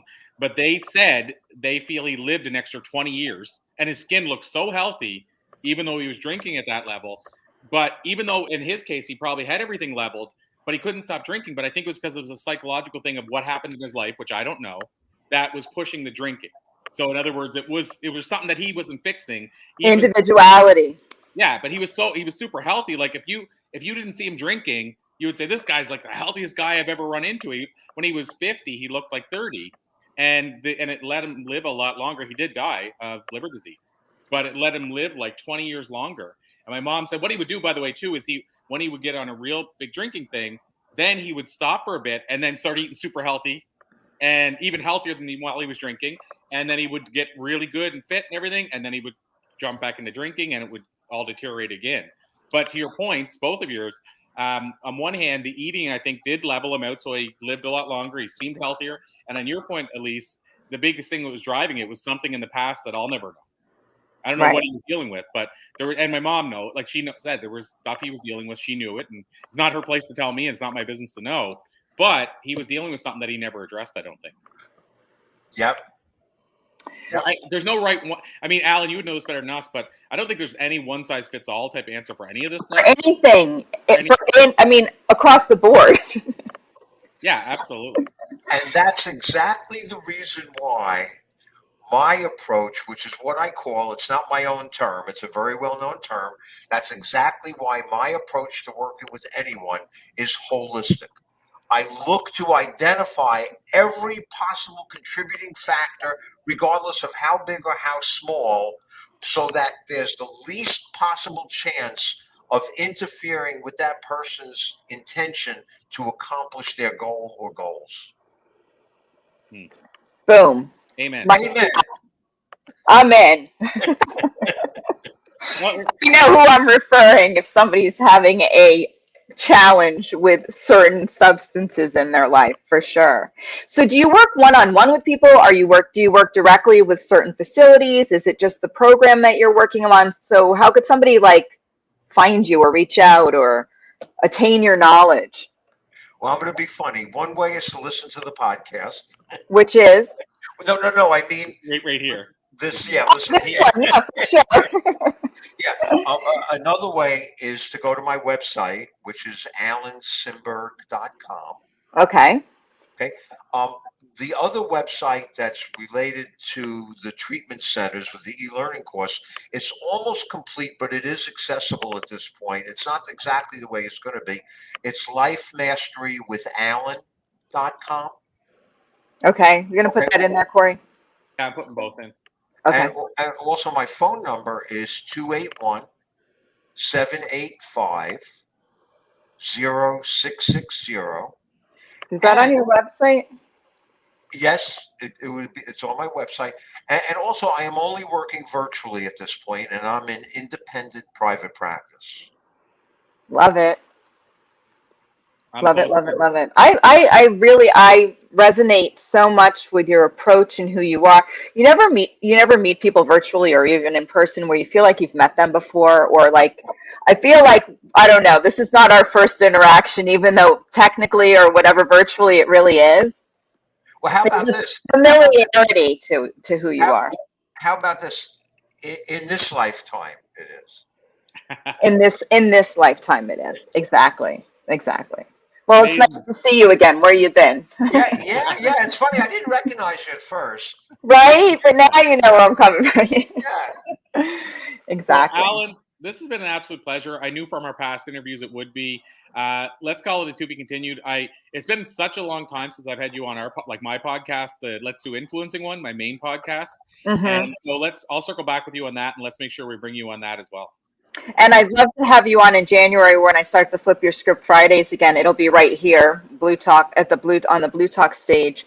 I'd love to have you on and carry on this, continue the conversation. Well, that would be great, because I've certainly enjoyed talking with both of you also. And a quick little aside, would it be possible for me to get a link to this so I could put it on that website for the treatment centers? Yeah, you can you can actually give him the actual download, right? Can't you share that with him? Do you do that still with each of these? Yeah, so what I can do, we're going to be working on soon separating these out. So when I say separating, I mean like every interview separate from each other. I've done that for each one. I think, Elise, I've sent you a lot of them. We missed the last round, I think. Corey. Last round we got to get still. But yeah, so Alan, once we do that, I can send it to you as a separate link. But in the interim, there's a few different places I can send it to you. Like, so you can decide, but in the interim, we could put it up under, it's on LinkedIn Live, YouTube. So I can actually send you one of those links. Or right there on the Blue Talk. I would also like, that would be nice if you shared it on the Blue Talk, Flip Your Script stage. And this way they can come back too and listen to other interviews here on the stage. Yeah, so in the interim, one or the other, you could YouTube, or what I can do is send you the link from this actual Facebook call it stream, and then it'll take them right here, and they can watch you right here, like they're seeing you now live, but it'll be the replay. And then while we're doing that, I'll get you your clip as well that I can send you separately too. And you can embed that clip. Somebody can, whoever in your somebody can, not me. Somebody can. I know. Somebody can embed it so when they go to your website, they can watch the video just from your site alone. Yeah, and I really so short term, I'll get you this link, and then long term, I'll get you a private link for you. Okay, thanks, and I certainly do look forward to talking to each of you or both of you again. We'll make that happen, my friend. Absolutely, what a pleasure! What a pleasant surprise. Well, this really made my day. Oh, well, enjoy your weekend. Thank you too. And I know you're on Central Time, so it just became afternoon for you. So thanks for joining us this afternoon, and have an amazing rest of your afternoon. Thank you. I wish you both the same. Nice meeting you. Thank you, Alan. Talk to you later. So I'm going to bring our last guest on. That's cool. We can, if you're okay with that, Elise, I'll bring our last guest on, and then at the end we'll do a quick summary of everything. Oh, yeah. Does that work okay? Yes. Awesome. We were going to do a tapping thing, but we never even. Well, I want to do that at the end if you're still up for it. Well, can I just do a little shout out then? Anybody who's watching right now, okay? Think of something, whether it's a physical pain that you have in your body. We're going to do a little EFT tapping clearing session so I can send you out into the world a little bit with more relief for the weekend and then beyond. Think of something that comes up for a belief, a situation, a circumstance that when it comes up, you feel it physically, you know that it's happening and you're responding in a way that you have already told yourself a gazillion times you weren't going to respond again. It's an automated response. Think of that, and at the end of this wonderful interview, we will do what I call a tapping rant and help you all clear some of that so you can fill that space with something sweeter. Love it. And so on that note, talking about our current guest, so Lani, I've never asked you how to pronounce your name fully because I've never had to pronounce it once. So I'm going to get you to pronounce it for us rather than me try to butcher it real time live.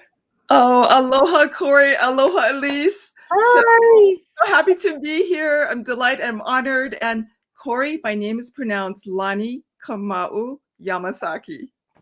Wow. Lani? Lani Kamauu Yamasaki. Kamauu Yamasaki. Yes, a mouthful. I love it. It's a great name. It's amazing. It rings. And live lokahi. Live lokahi. Is that how you say it? Perfect. Yes. What does lokahi mean? Great question. So lokahi is a Hawaiian value and practice that means harmony and unity. But in practice, in the actual practice, it illustrates the interdependency between divinity, nature, and humankind. And it is the Hawaiian ancestral well-being practice. So it's like the trifecta or the pyramid. Yes, it's exactly an equilateral pyramid. Yeah. Wow. Okay. So I'm kind of like saying it because I'm looking at your little social media bite, and that is your company. That is my company. Yes, I would say our company. I mean, I'm really privileged to be able to share this ancestral knowledge because of my ancestors and my elders who taught me this wisdom practice. Now, is it similar to Ho'oponopono? Well, Ho'oponopono is certainly a part of lokahi. I mean, to be in balance, to practice Ho'oponopono, to come into a place of balance, which is a reconciliation process, you have to come to a state of lokahi, right? To come to that place of inner peace and inner harmony. So that's the space that you ho'oponopono from. It is one of the, yes, I would say aloha, which actually so many people think, oh, aloha just means love, but it means love, kindness, compassion, and charity. So I would say love and lokahi. And by the way, Corey, Elise, I have to share that when I talk about our Hawaiian traditions, I'm speaking for our family. I'm not speaking for all the Hawaiians because we have a saying, not all knowledge is found in the same school. So depending upon which family you speak to, you're going to receive their Hawaiian healing tradition. So this is from your family. Yes, from our family, Kamauu family. Yeah. Okay, so I know we jumped in a weird place, but I guess our question is, tell us a little bit more about you now that we like pulled these things out of context. Oh, but this is great. This is like so Hawaiian. It's like when you meet each other, when you encounter, you just start where you are, so it's perfect. So Well, Now, are you in Hawaii right now? yes, we are it's 7:30 in the morning. We are in Waimea, which is 3,000-foot elevation on Hawaii Island. Okay, I'm picturing us there, Corey. We're gonna be on the mountain with Lani as we carry this interview through. Interesting you say that. And I'll say this because go ahead, Corey. Oh no, sorry, no, go ahead. I was going to show you if I can get it open up on the screen here. I was going to show you something. Could you guys see that? No! Oh my gosh! Is that Mickey Mouse? His glove? I took this picture instead of trying to stand up and go like this. But last year, 2 years ago, when Shelly and I brought Sebastian to Hawaii, I get this tattoo to say, because I was in Hawaii, but I wanted it to be a memory of my being there with my child. So I did the Mickey hand instead of the regular hand. Yep. But there's something about Hawaii when I was there. It's like, I can't describe it, but it's like this feeling that's there that I haven't seen or experienced anywhere else. So I just wanted to add that 2 cents in since we were first talking about aloha.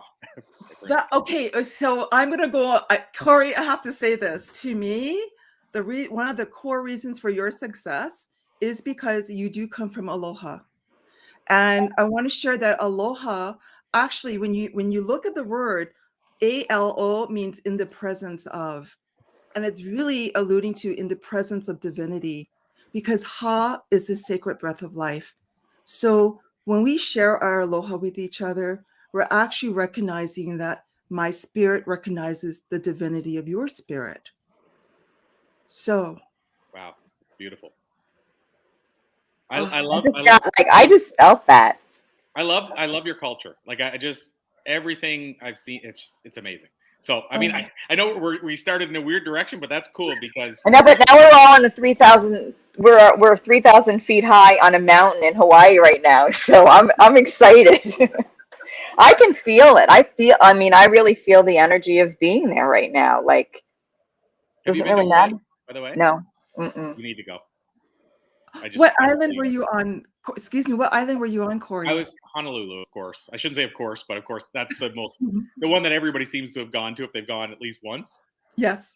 Yes. So yeah, we were in Honolulu and we were there and again, I don't want to butcher it, but there was a parade or something, a festival. We were there for that festival, and they said it was only once a year, so it was a really cool time.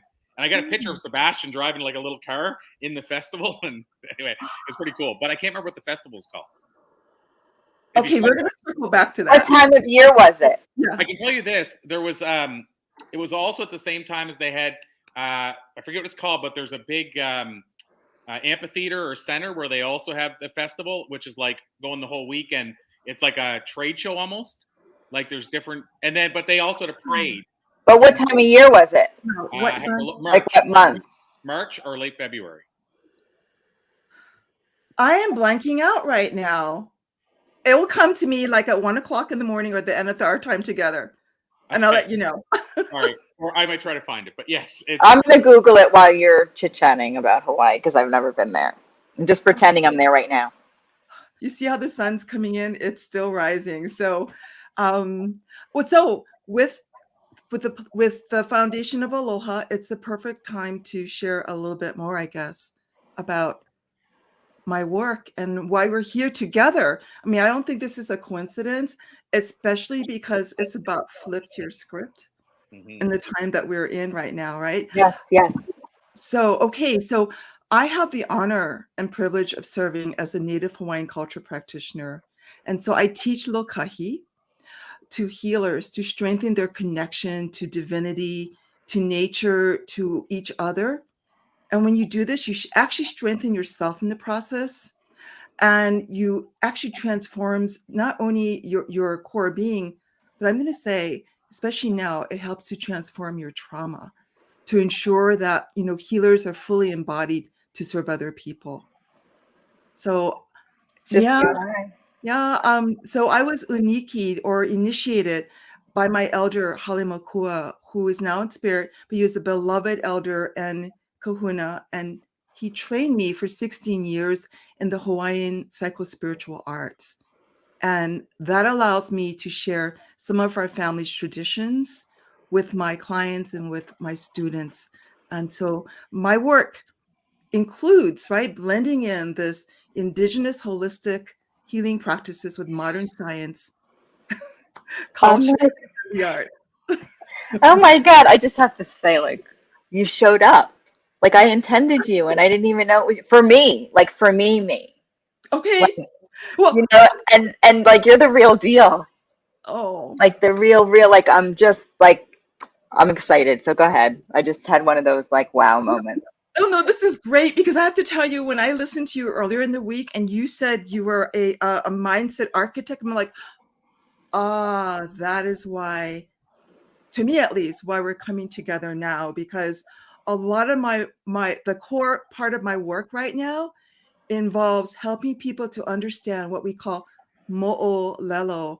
And mo'olelo are not only our narratives, our personal stories, but it's also our values, our practices, and our traditions. So we Mhm. sing. So it doesn't resonate with you? Yes. I Okay. just got Okay. like, you know, Oh, goosebumps. we call that chicken skin. Yeah, I got chicken skin. I have a lot of hair on my arm, so it stands, but it's a little bit more than chicken skin. Oh my gosh. Yeah. Well, I mean, I think you of all people, and Corey as well, understand that what the Hawaiians call, we're in the time of what we call huli hia. And huli hia actually means we're in a complete overturn of Yeah. life as we knew it, right? We're And flipping it. It's really literally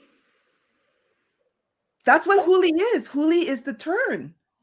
that's how I call it flip your script to make it simple and easy for those who are maybe not quite in that awareness yet, because Yeah. you can get it. It's fun, it's lighthearted, because when we go through what we're going through, the challenges that we have, it's heavy already. Mhm.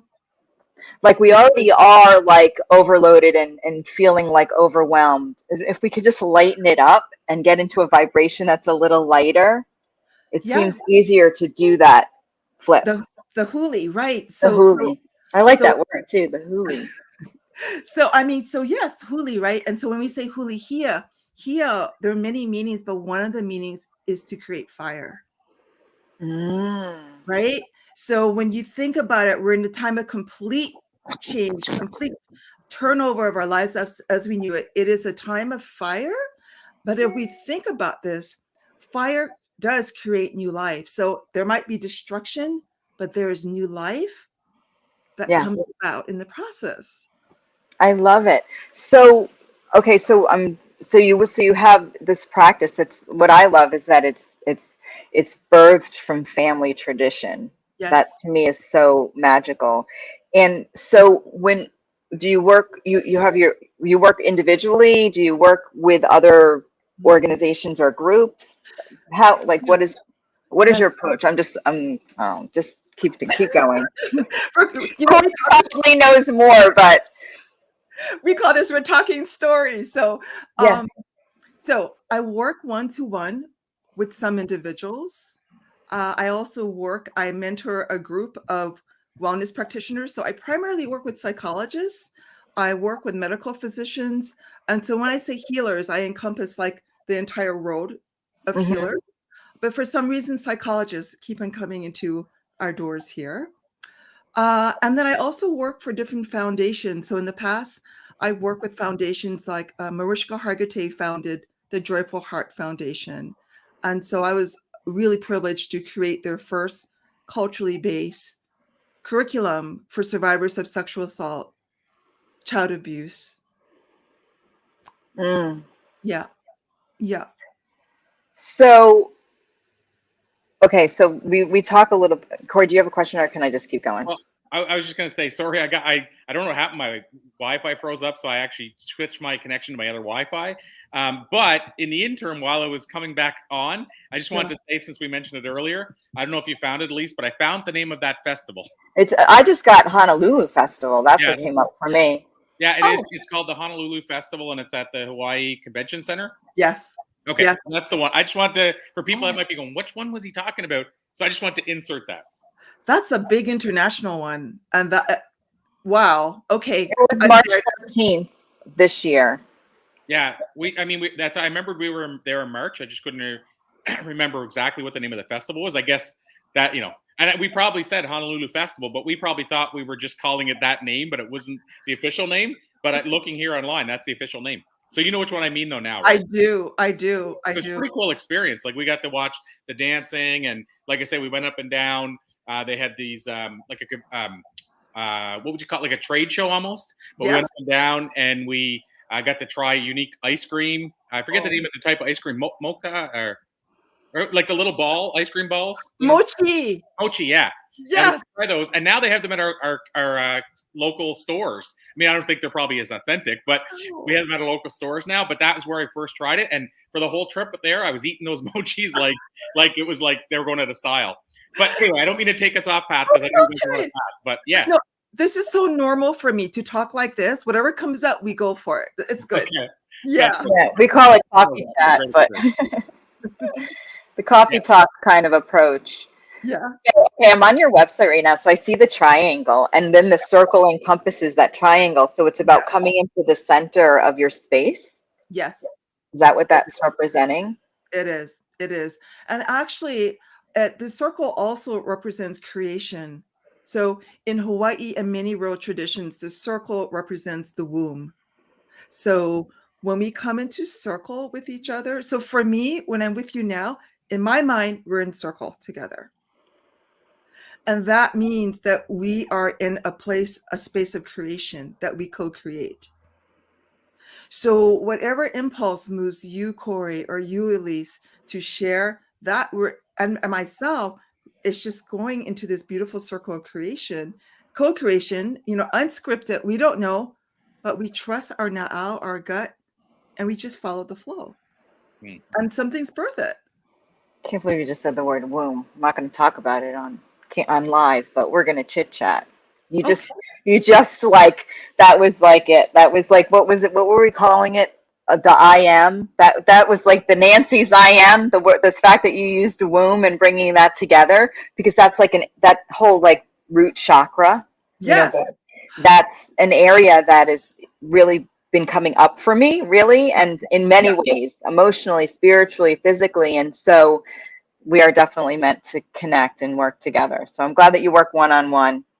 I do. I never say that live, but I'm telling you there's something here. And I intended it. So I'm excited. That's part of being, to me, when you talk about a mindset architect, for us, it begins here, right? That begins the manifestation process. And then it comes through here. And when you speak, it's your ha, as in aloha, right?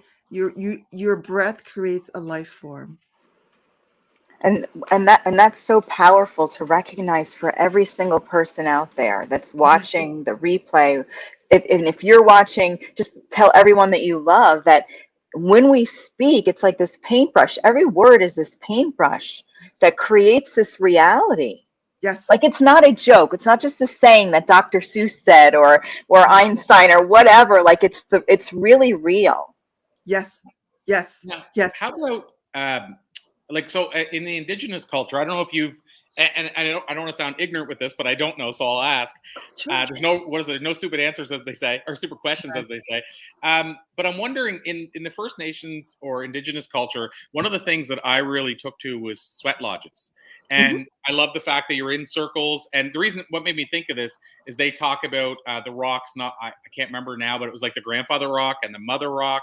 There's a whole culture around sitting in a sweat lodge, but you're in a circle and sharing. And so it makes me think a lot of the stuff of being in the circle. Is there a practice in Hawaii that would be similar to that? Like, in other words, like a sweat lodge, is that a thing in Hawaii? I'm just curious. Corey, you just need to know something. I've spent a lot of time in Canada as well, and in Quebec with First Nations. So, and I've been in the sweat lodges as well. Our equivalent to the sweat lodge is actually the ocean.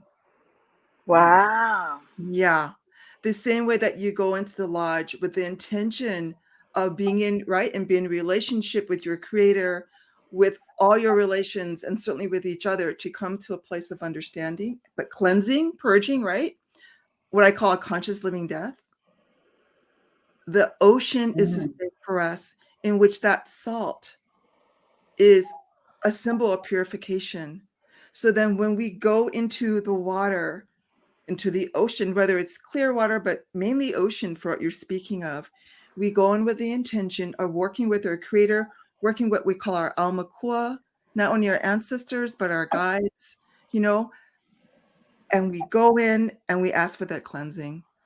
And there's a whole protocol. The same way Sweat Lodge has a protocol, we have a series of protocol to go into the ocean for purification. Is it a certain body of water, a certain ocean, or can it be an ocean in Florida or an ocean Yes. in Maine? Or is it any ocean? Maine is my second home, so it's I'm here amazing. right now. We're in Maine. Wait, what? Where? I'm in Maine. I'm in South Portland right now. Okay, so my second home is in Mount Desert, Maine. How? Wow, I'm gonna see where that is. So, Where? Mount Desert? Mount Desert, Maine. Most people Mount know Desert. Acadia National Park, so very close to you. That's where I'm going. My friends just, so I'm in an RV and I travel a lot. And I'm here visiting my sister because we have a new being that came to be, Jude. He's like 3 weeks old, my nephew. And then I have friends who are also RVing, and they are in Arcadia State Park. Wow. Okay. Is it Arcadia? Arcadia. It's near Bar Harbor. Like they're in Bar Harbor. Yes. Is that near where you are? Yes. Well, not now, but that's absolutely. No, but that's where I'm heading on Monday for a few days. So hold that point, because you can it doesn't matter what ocean, the ocean, water has conscience. It's a sentient being, right? So water holds that space of consciousness. So whether in the Pacific Ocean or the Atlantic Ocean, it doesn't matter, because you're with your creator, you're with your ancestors and your guardians wherever you go. I love it. Okay, now I know even more. Forget womb. Now Maine. I mean, there's already, like, let's just see how far we could go to these connections. You know what? I was trying to think, why did I think the sweat lodge? And it's because the sweat lodge is considered the womb. Like that's part of the sweat lodge is when you go into it. That's I mean, I didn't hear that at sweat lodge, but my girlfriend said that was she actually set up a number of sweat lodges when she was in treatment every 2 weeks. And that's one of the things she told me about it. But it's like you're bringing the mother rock and the grandfather rock into the womb. I mean, but to your point, there's so many there's so many things that they hold sacred whenever you go to the sweat lodge. And one of the things that blew my mind, Elise, you'll appreciate this. You're familiar with smudging. Mm-hmm. So one of the things that the first lodge I ever went to was, and I didn't even know what this meant, but I went into the lodge and they wanted to do what is it called? Not a donation, but like when you're giving to the land. A giveaway, yeah. So they said go out and get a cigarette. So they were wanting to give tobacco, and so they told me go out and get it. And so I went out, and then I did whatever, and then I go back in the lodge, and they're all like, "Okay, we all got to get back out now," because you have to smudge off all the energy you just picked up when you went out for 2 seconds. And I didn't even think of that. And I'm walking back in, they're like, "Oh, we got to go back out." The new guy didn't get it, and so we went out and did it all again. But I mean, but it makes sense, right? Clearing your energy off. Yeah. But I didn't think you would pick up some from that. But their feeling was, it doesn't matter if it's even this much. We want it all to stay outside the lodge. And it's amazing how much goes into it. But I gained such an appreciation for the traditions by going through that. It's amazing. Corey, just what you said, think about the heart in the same way, right? I mean, this is an energy field that we share. And so we have to be so cognizant of how we share, what we share, and especially what we leave behind. So the fact that you, Elise, talked about, what I call like your tapping, right? EFT right before I came, and I thought, okay, I'm just going to bring this in because she's clearing the space. Just the intention. I received that when I walked into the space with the two of you. Oh, that's amazing. So I'm so curious. So let's say I call, like we connect afterwards and I call you and I share what's going on. And I'll play the whoever is ready to, connect. So what is the process? Do we have a conversation? Because I know we all have a different approach, right? So Yeah. people who come to you, like, so what can we expect? Because this is new to me. Like, I mean, I understand the connection between the mind, the body, the spirit, tradition, but the fact that you have, like, it's from your family, like, to me, that's like a recipe that's passed down from generation to generation. It has that much umami, right? There's an umami, there's a balance in that, to me, that's different than, yes, I'm a mindset actor, EFT practitioner, I connect to source and all that. I mean, that's universal, but when it's rooted in family and tradition like that, there's something so sacred. Thank you. Yes, there really is, because again, when we say nana ike kumu, nana means look to the source. So again, I have the blessing of now being the recipient with a lineage behind of me. Yes. And so that's a lot of responsibility. And so when I meet with people, well, okay, so I work very much in the tradition of my elders. I very clear about who I want to work with, because it's actually a collaboration. Mm-hmm. So that if somebody approaches me and asks to, be in a mentorship with me, then we sit down like now and we talk story.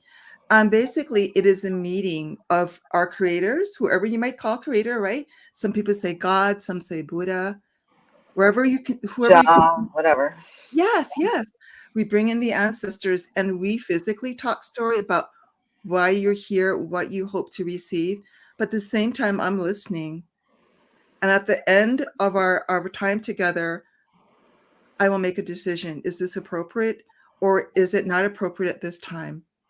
Why? Well, I'm 61. And so I'm 61. Yeah. Oh my gosh. Yeah. All right. And And I so want whatever skincare you're using or whatever. Like, I can't even. happiness, aloha. Oh my gosh, that's amazing. You look so young, chronologically young. Oh, well, okay. So that's a whole other Okay. conversation. But It's probably the Hawaiian skin or whatever. well, actually, I think that when we do what brings us joy, when we actually, what we call, are living in our kuleana is actually your responsibility. It's actually, and your authority, and it's your privilege. It's different from purpose, right? And so I look at kuleana as being like your sacred contract. And so when you're living in this, it helps you to evolve. And you just keep on different iterations, right? Of I'm going to be this, I'm going to be that, And so when you're in that flow, it brings you so much life. And so I think that all of us really who have the privilege of living our kuleana, I think it gives us a life force and it just brings more vitality to us. And we can feel it too, right? We can feel when we're in it and we can feel when we're separated from it. And Yeah. I'm sure you could relate too, Corey, right? Like when we're in it, we're in it. And I feel younger physically, like the skin comes alive, right? That like every cell comes to life. And when I'm out of it, I definitely feel out of it. Like I feel older, right? Like just like when we look at ourselves, we look older. Mm-hmm. Well, and when you've heard me say this before, Elise, but I've jokingly, but it's true, I've jokingly called it vitamin P. And for me, I'm talking purpose and living on purpose. Passion. And what I found is that I often say it's the one vitamin you can't buy in the store, but it's the most important vitamin you'll ever take. And one thing, I did a documentary while I'm working on a documentary where I'm interviewing people like Bob Proctor, who's 85, Les Brown, who's in mid-70s, James Redfield, who's almost 70. Mm-hmm. Those guys don't look a day older than they did 30 years ago. Bob Proctor's 85, and I think he told me he could do cartwheels.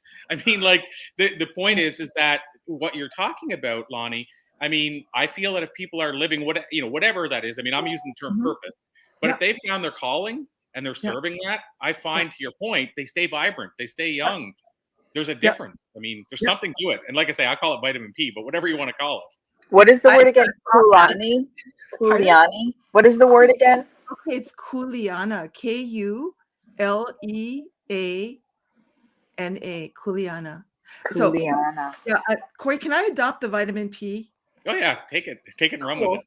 Cool. But so I want to talk about Kuleana, and that Ku is actually like one of our 4 major gods. He's also a healing god. So Ku means upright. And when you talk about Ana, it means over a period of time. So to me, when you embark on your Kuleana, it is life-giving. And it changes you. It helps you to evolve over a period of time. And it's to remain open, because I think for me, the worst thing is when people say, when they stick to something because they feel like, if I don't stick to this, then I'm a failure, in comparison to having the impulses come in, listening to them and saying, something is niggling at me. I need to make a turn this way. I think it's really vital, and especially in this time of what we call, again, hulihia, a time of complete shift, time of complete overturn. I think we have to listen to what is informing our script, right? What is informing our narrative, and to actually follow that path. Who knows where it's going to go, but to not follow it means, to me, suppressing what is coming through you to guide you.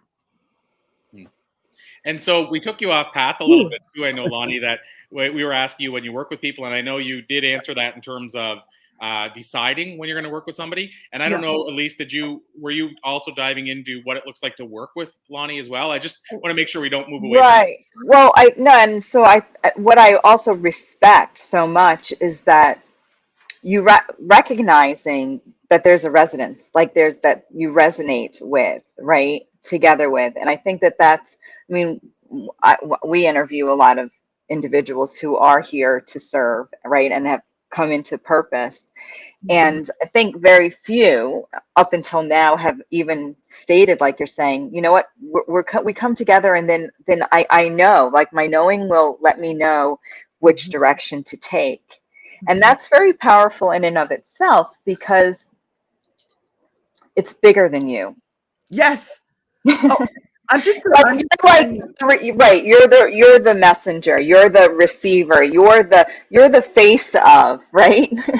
And I mean, and such a beautiful face of, but it's and you say it so well, because I don't know where I know what I know, but you have a knowing of that you're connected on a bigger level. And I am too. I don't have the voice. I don't have that.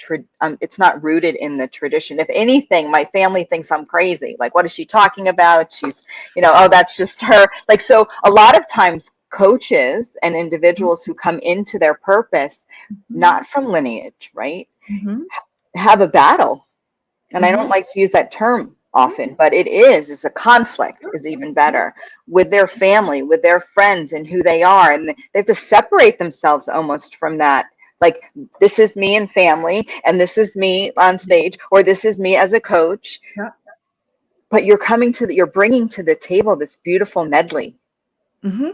Which is you. Seriously. So what you said is so important, because so many of the people who I work with were always the anomaly in their family. They felt differently. They expressed themselves differently. They definitely walked to a different drummer. And the question is, I don't understand. How did I come to my birth family? And you're kind of alluding to what we call the imposter syndrome, right? Like, who am I to do this? Well, so this is my work, which is, lokahi is about connection, right? To divinity, to nature, to each other. And modern science is now showing what our ancestors have known, right? Our ancestors, which is, we are wired as humans, wired for connection to a higher source, wired for connection with nature, and certainly with each other. And so I feel that people know the answers. They may not come from a tradition, but my work really is to be a catalyst. So Hawaiian culture becomes a foundation in which to explore your own background. It gives you a context. And so why I really appreciate Hawaiian values that are so holistic and practices is they are universal. And so we can see each other in these practices. And so the work is about connecting you to your inner knowing, connecting yourself to your gut, connecting yourself so that we don't have to keep on giving away our authority to an outside source, because in the tradition I was raised, we are our best teachers with the guidance, right, of a higher source, divinity, nature being an amazing teacher, and certainly each other. Mm. That is actually my work, is to be a catalyst, to bring out what you know, to help you to remember. And here's the big one, going back to flip your script, right? Mm-hmm. When we look at mo'olelo, understanding that's our narrative, our stories, our traditions, our values and practices, the question I will always lead with is, so who are the earliest authority figures that help you to create your narrative? And is this narrative, is this story still true? Did you ever buy into it?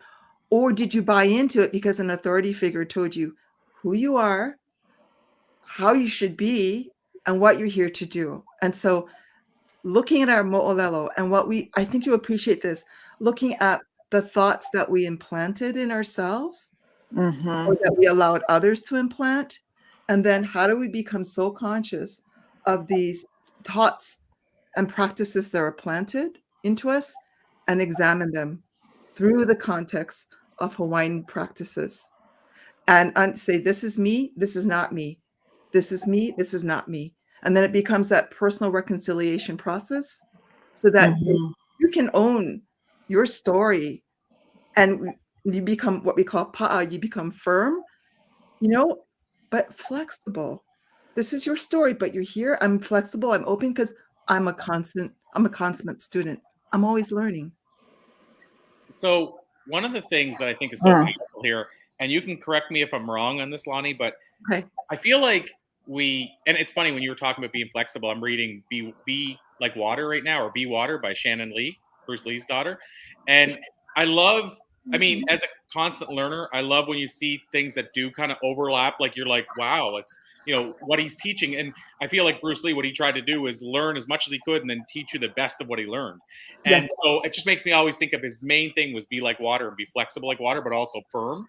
How Yes. like you can't beat water no matter how hard you hit it, but it can form around anything. And she talked a story about how they had this new office she bought, and they tried to keep the water out, and eventually the water flooded the place, and it was like no matter how strong they tried to be, water found a way. Anyway, there's the whole thing on water. But I love, and correct me if I'm wrong, this part I was getting at, I feel like the answers are out there, and we make it more complex than it has to be. And what made me think of this is we were talking about this book earlier, The Four Agreements. Yes.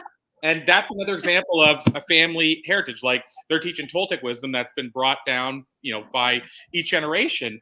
But yet, when you read the Four Agreements, you're like, this is so simple. And yet, it reached so many people because it's so doable, and it's also real life principles. And when I read that book, and it made me think of this because you talked about, following what your family teaches and traditions. But when I read that book, I'm like, this book is so practical. It's so simple. And are we not making it way harder than this? So my question coming back to, his thing is don't think things personally.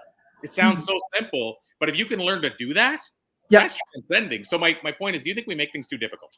That's my main question. I do. It's because, okay, so this, in our tradition, the mind can actually, it can create great deception. It can lie. It can, the ego says, this is what I want to believe, and you believe, in comparison to your heart and your gut. And so now, right, modern science says that the gut is what? The second mind, and the heart, math, intelligence, right? So if we do lead with the integration of what our gut is telling us, the chicken skin is your gut saying something to you, right? So your gut and then your heart. If we lead with that as our native intelligence, I think that life would be a lot less complicated, because I think as human beings, we intrinsically know what's right and what's wrong. We second guess ourselves. Yes. One of the keys for me when a client knows something is they say, I think. I said, if you think, you know. Because if you think something, you think somebody else is going to know better than you about yourself. So flip the think to know. Because we're taught to second guess. I mean, I don't know. I mean, from what I'm seeing, a common theme is a lot of people are talked out of following their gut. Yeah. Yes. And that goes back to so many children, right? Being invalidated. And that's when I believe the narrative, your personal story begins to get messed up, because it's like, that's when you begin to, right, give away your own inner authority. And with children, especially, I'm passionate about working with children. I love it. I love it. And we work with children really no matter what age people are. I'm always hanging out with a 5-year-old or 4-year-old. Even if you're chronologically 80, I'm always working with somebody's inner child. Yes. I think the biggest gift that we could give to our children, I'm going to say this to you, Corey, for your kids. And my son, who's 27, he just turned 27. The one thing that I've taught him, hands down, no matter what, is follow your gut. I said, if there's anything, and he'll come and he'll ask me even to this day, what do you think? And he'll say, but I know you're going to tell me to follow my gut. Follow your gut, even if I don't agree with it. Like, that was a big lesson that I taught my son from a very young age. Yeah. What should I do? What does your gut tell you? And you teach your child what the gut feels like. Yeah. They don't know. What do you mean? What does my gut tell me? Like, we really have to be clear, just like we're clear, like when you put your hand on the stove, it's going to burn. Right. Or, when we teach our child how to do something, teach your child what it feels like to feel their gut and know if it's a direction to take or not, whether we believe it or not, because so many times we're projecting our own crap or our own what we didn't do or how we think we would feel at 5 if we were in that situation. Allow them to have that experience. And I know this is on a tangent, but it's coming to me right now to share, because that is the most important thing.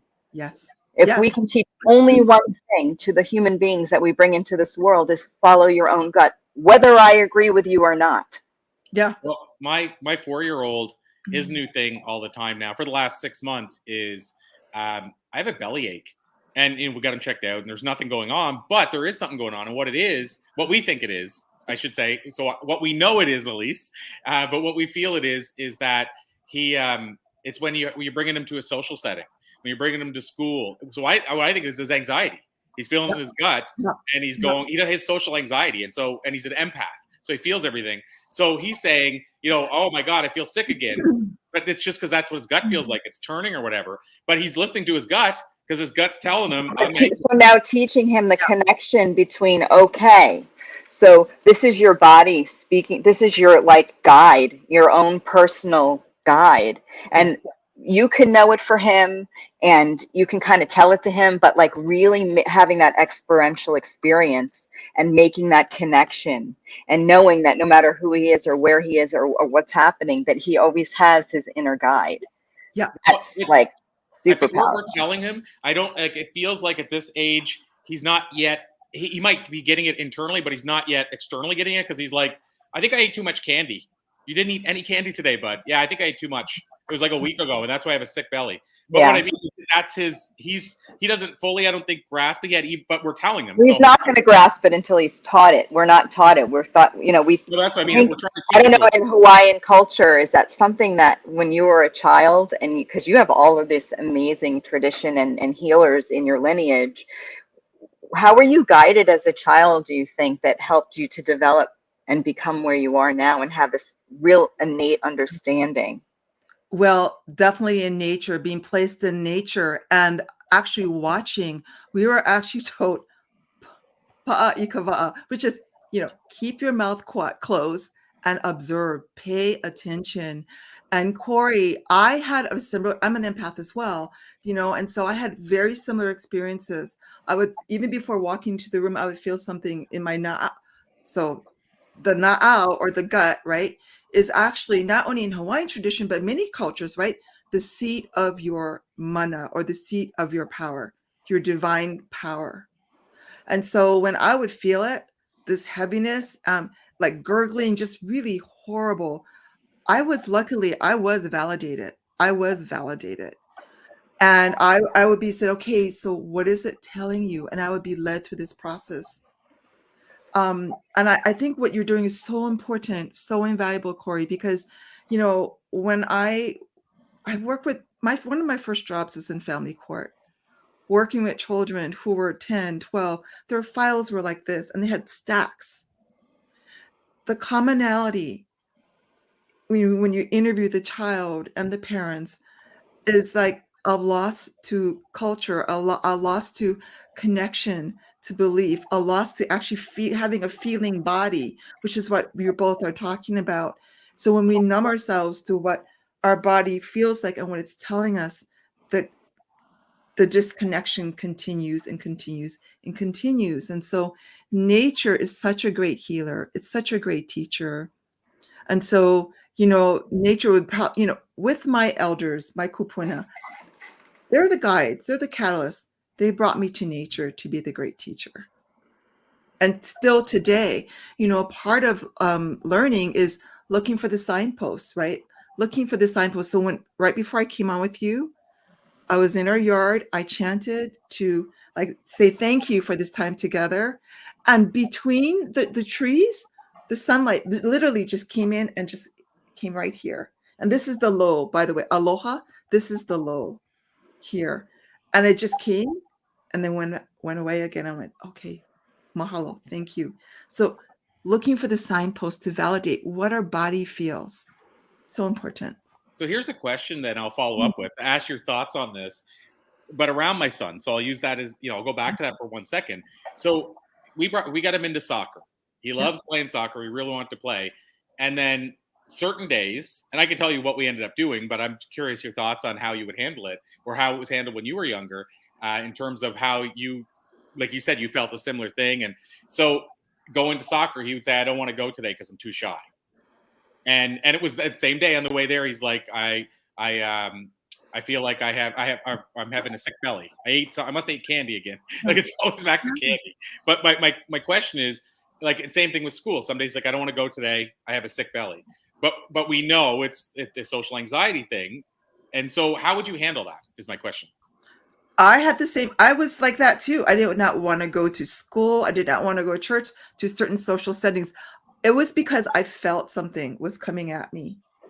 I was so sensitive to the frequencies. And so how I would handle it is, well, and by the way, my parents, it depended on the intensity. They could read me. If I really looked freaked out, because we talked about this later in life, they were like, okay, you can stay home. They knew I wasn't, I loved school. They knew I wasn't trying to play hooky, right? So it's about your knowledge of how your son operates, right? Mm-hmm. So I would always talk it over, because the worst thing I think we can do for kids, especially that are so sensitive or empaths, make them go into a setting when you know they're telling the truth, that I am not comfortable. I think, for me at least, they're getting a forewarning. And as your child, you don't know how to handle these things. You just don't. You just don't. As I grew up, to this day, I've got it in my belly, right? But I can handle it now. So I took it upon myself, or I'm going to say this. I've taken it upon myself to work with children when they express this and go, let's talk about it. Let me, and then I teach them energy work, how to clear things, because we have, and Elise, you talked about this a little earlier. You talked about the womb, right? Mm-hmm. We have 3 pico, 3 centers, the top of our head, how we come into our bodies, how spirit goes out as well. Energy effects. Chicken skin, the hair rises. Okay. The other pico is what? It's your belly button. The other pico is the genital area. Those are 3 places where energy is informed. So when we're kids, we're taught nobody touches these areas. This is the feeling sensations as well, unless there's permission. So I work with kids to help them clear and cleanse and go, how do you feel now? How do you feel now? So I think that, we're looking at EFT as a great way of working with it. But Corey, I would consider never bringing, if a child has this repeated sensation, it's over and over and over again, I feel you should pay attention to it and talk it through. So, go ahead. Well, I'm going to say, I don't, with our respect, Don't drag them to soccer. I'll say it for you. And I asked that, I wanted to tell you how, like, I want to ask your thoughts on it before I said, what we ended up doing. And this is more credit to Shelly than me, but Shelly's an empath as well, my girlfriend. And so she knows what he's going through because she dealt with it so much when she was younger. I dealt with it a little, but not to the level they did. And she did, and he is. But when it comes to school, the odd day he says it. Most days he says it, which is rare that he says it. She says, "You want to stay home then with me, buddy?" And he says, "Yeah." And then they rearrange everything so he can stay home. But you can tell there's certain times when he's like, "Because I want to watch video all day." So then it's a totally different story. But with the soccer one, most times she didn't push it when he said he didn't want to go. And then there's other times she could tell that it's just literally that he felt shy that day, but he still was wanting to play. Like he's like, "Oh, I'd love to score a thing, but my belly's sick." And anyway, so then she talked it through and realized that day he may have been feeling a little shy, but he still did want to go. Yeah. And so, but similar to what you said, that's similar to how I'm going to say she more than me, but we both were together. But because she's an empath, she jumps on it right away. Yes. But yeah, he does get to talk out his feelings. So anyway, yeah, I just wanted to get your thoughts. One quick note. This is like a cute little tactic that I found. I mean, I believe that I attribute to my ability to be able to communicate and understand where somebody's coming from is from my son, because I had to learn how to speak Dre. His name is Andre.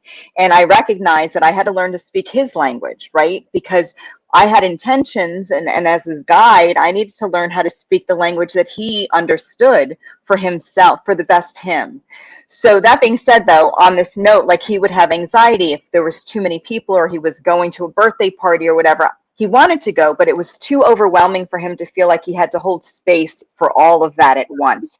And I think that has a lot to do with it. So I would call the parent and say, "Hey, do you mind if Andre and I come and help you set up for the party?" Because then it was just the birthday girl or boy and Andre, and it was he could do the one-on-one. And as the kids would start coming in, it was okay for him because he was already there. He had already held the space for himself. And I would say, "Do you want to stay or go?"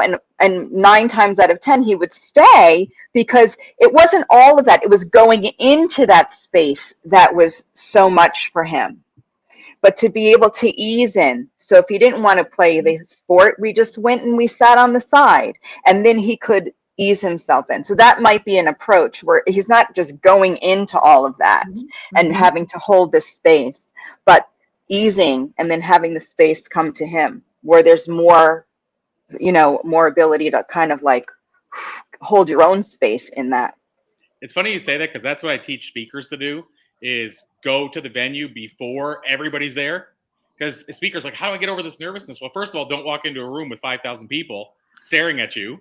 Like be there earlier and go and meet the planner and all that stuff. And so same idea. And I do that all the time. I go there when there's only me and the sound crew and whatever. And then when people get there, I've already kind of owned the energy for myself. Like so I do the same thing, at least myself. And I tell speakers that struggle with that. Well, now you can apply it to your kids.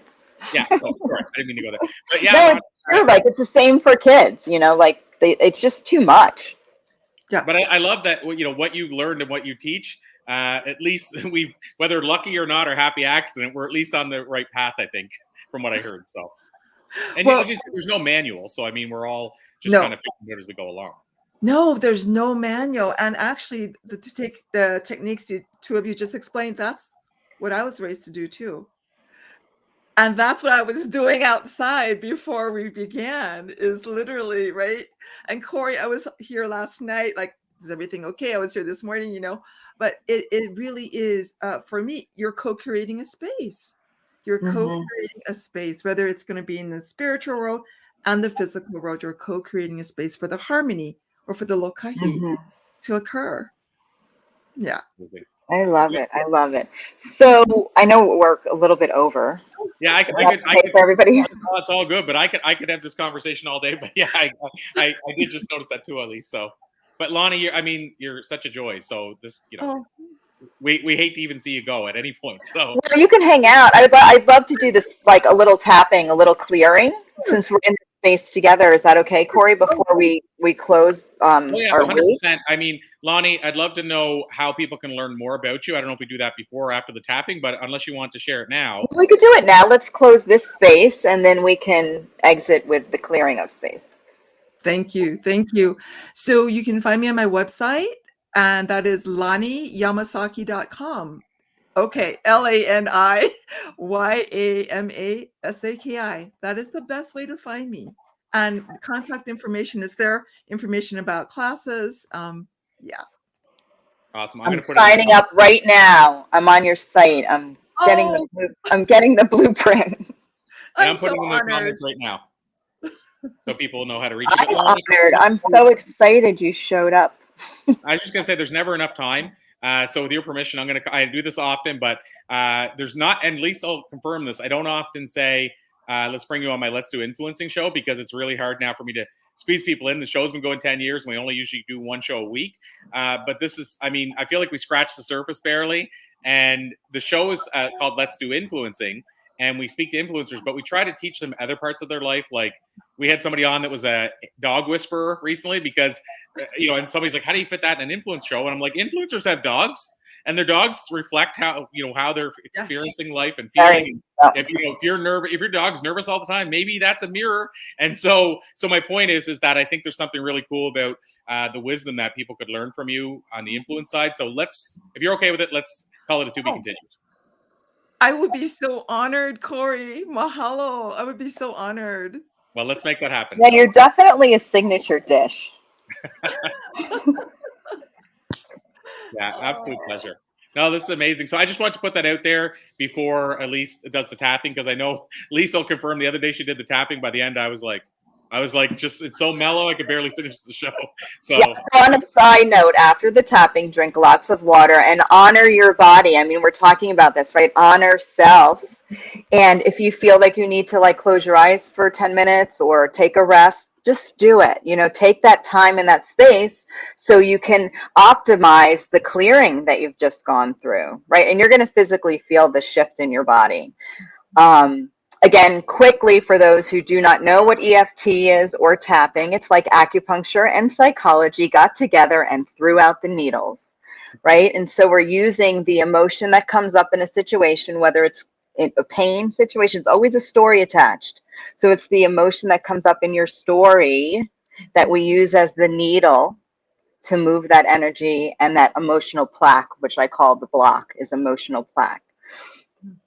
So I'm going to ask everybody to check in, okay?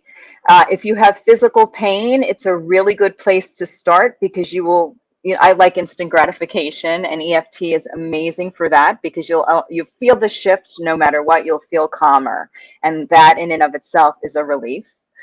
But with physical pain, you're going to be able to know if it moved, if it's less, right? Or if it's spiked.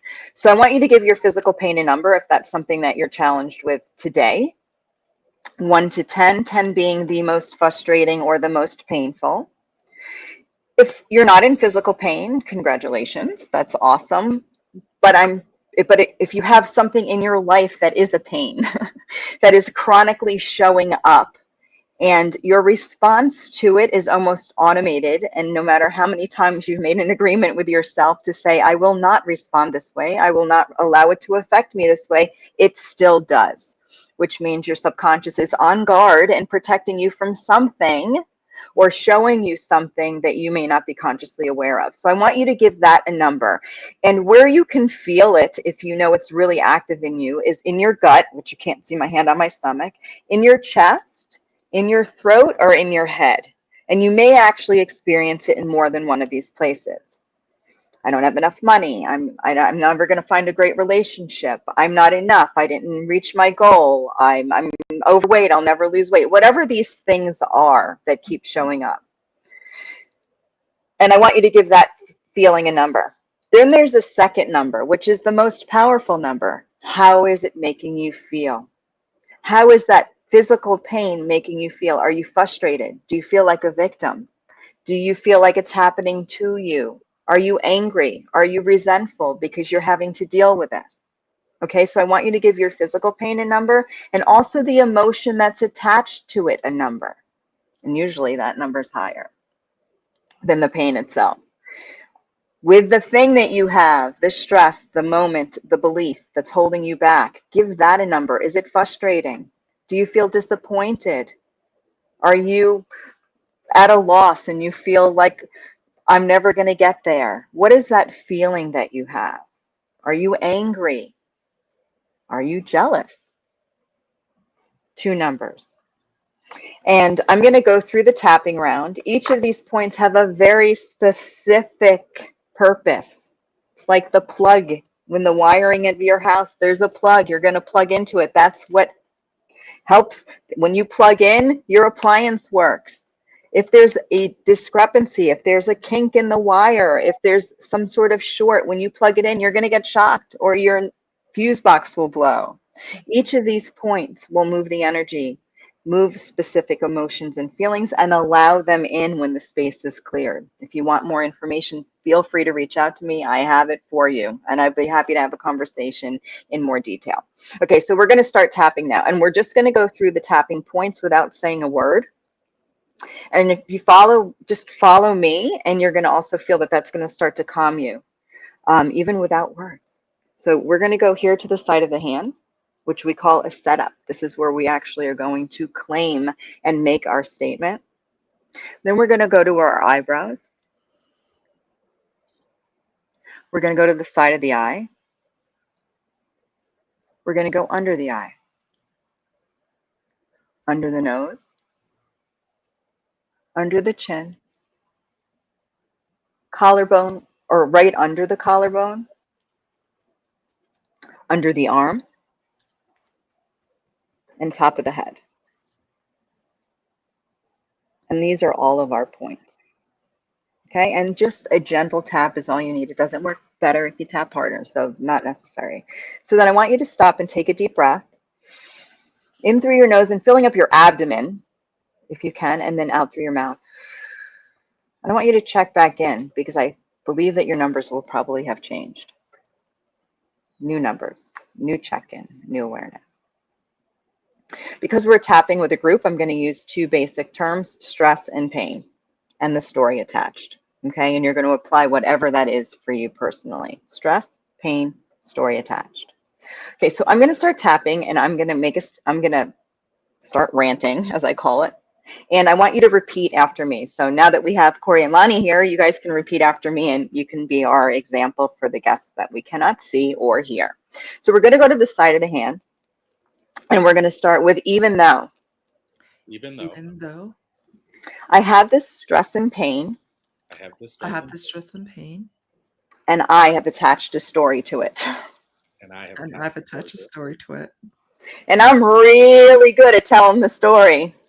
And I'm really good at telling the story. I could tell the story in my sleep. I can tell the story in my sleep. So all this pain and stress, all this pain All the pain and stress it's holding me back. is holding me back From being and feeling differently. and feeling differently. Right? It's holding me back from being who I want to be. It's holding me back from who I want to be. And it's holding me back from really feeling the way I want to feel now. And it's holding me back from feeling what I really want to feel like now. Okay, you guys are very quiet. I want you to own this. It's holding me back. It's holding me back. And I don't like to be held back. I do not like to be held back. It makes me feel worse knowing that I'm being held back. It makes me feel worse knowing that I'm being held back. Right? The pain is a pain, but being held back feels even worse. The pain is a pain, but being held back is even worse. So while I'm feeling held back, held back, I'm recognizing the value of. I'm recognizing the value of loving, supporting, supporting, accepting, and trusting myself a little more unconditionally. And trusting myself a little bit more unconditionally. Because I tend to judge myself a little bit in regard to the situation. So I tend to judge myself a little bit more. Situation. And the judgment hurts sometimes just as much as the pain itself. And the judgment hurts sometimes just as much as the pain itself. Right? Okay, so we're good with our setup, and we're going to go to the eyebrow, and we're going to say all this stress and pain. All the stress and pain. And the thing attached. And the thing attached. Side of the eye, all this stress and pain. All the stress and pain. and the dis-ease attached. And the disease attached. Disease attached. Or side of the eye. Side of the eye. All the stress and pain. All All the the stress pain. And the story attached. And and the the story story attached. The words attached. the words attached. Words attached. Under the eye, all the stress and pain. All the stress All and the pain. stress and pain. And the belief attached. And the belief. And the belief attached. And it's the belief attached And it's the belief attached that's keeping me attached. That's keeping that's me keeping attached. me attached. Under the nose. What if I didn't have this belief attached? What if What I if I have didn't have belief this belief attached? attached? What if the thing was just the thing? What if the thing? What if the was thing just was thing? just the thing? What if the pain was just a pain? What if the What pain if the pain was is just just pain? pain? And I didn't have this belief I have attached to it. And I didn't have this belief attached that I have to it. Chin. I wonder if it's the belief I wonder if it's the I wonder if belief it's the belief that's really holding me back. that's really that's holding really me holding back. me. What if it's really the belief and the story that's holding me back? What if it's really If it's really the belief and the story that's holding me back. Collarbone. What if it's not the situation that's holding me back at all? What if it's What not? if it's not the situation that's holding me back at all? And what if the pain is just letting me know And what if the pain is Just just letting me know that I'm being held back That that I'm being held back by a belief that's no longer serving me? by by a belief that's no longer serving me? What if my body is just letting me know what if my What body if my body is just letting me know that I'm a little off track? that I'm a little I'm a off? little off track? Under the arm. So this story that I've attached So the So story this that story that I attached and this belief that's keeping me attached, and this belief and that's this belief keeping me that's attached. keeping me attached. I wonder if I can let a little bit of that go. I wonder if I can If let. I can let a little of that go. Top of the head. What if I can let some of the story go? What if I can What if I can let some of the story go? And what if I could just let a little bit of that belief go? What if I can What let? if I can just let a little bit of that belief go? Let's go to the eyebrow. What if What if I can let every cell in my body know I can let every cell in my body know that I'm ready that I'm ready and I'm open and I'm open to the possibility to the possibility that other beliefs are possible? that other beliefs are possible? Side of the eye. I wonder if I wonder if I could be open to the idea I could be open to the idea that my belief that my belief is not the only belief I could believe is not the only belief that I could believe in regard to the situation. in regard to the situation. Under the eye. So I'm letting every cell in my body know So I'm letting every cell in my body know that I'm making a conscious decision right now that I'm making a conscious decision now to be open to the idea to be open to the idea and receptive to And to other beliefs that may be possible, to other beliefs that may be possible, that may support who I am and who I want to be, that may support who I am and who I want to be, a little bit more complimentary. a little bit more complimentary. Right under the nose. So I'm open and ready So I'm open and ready to start thinking thoughts to start thinking thoughts that are more aligned with who and how I want to feel. that are more aligned to who I am and what I want to feel. Jen, I'm open to new thoughts and new ideas I'm open to new thoughts and new ideas that are more aligned that are more aligned to who I am to who I am and how I want to feel. and how I want to feel. Okay, so we're going to stop tapping and take a deep breath and let it out. 2 more times. Another deep breath. Breathing in all of this old that's left over. Fill it up with all of those old thoughts that have formed the belief and let it out. Creating space for the fact that you're now open for new beliefs and new ideas and new thoughts to come in. And one more time, Fill that breath with anything left over that's really no longer serving you and maybe holding you or has held you connected, and let it out.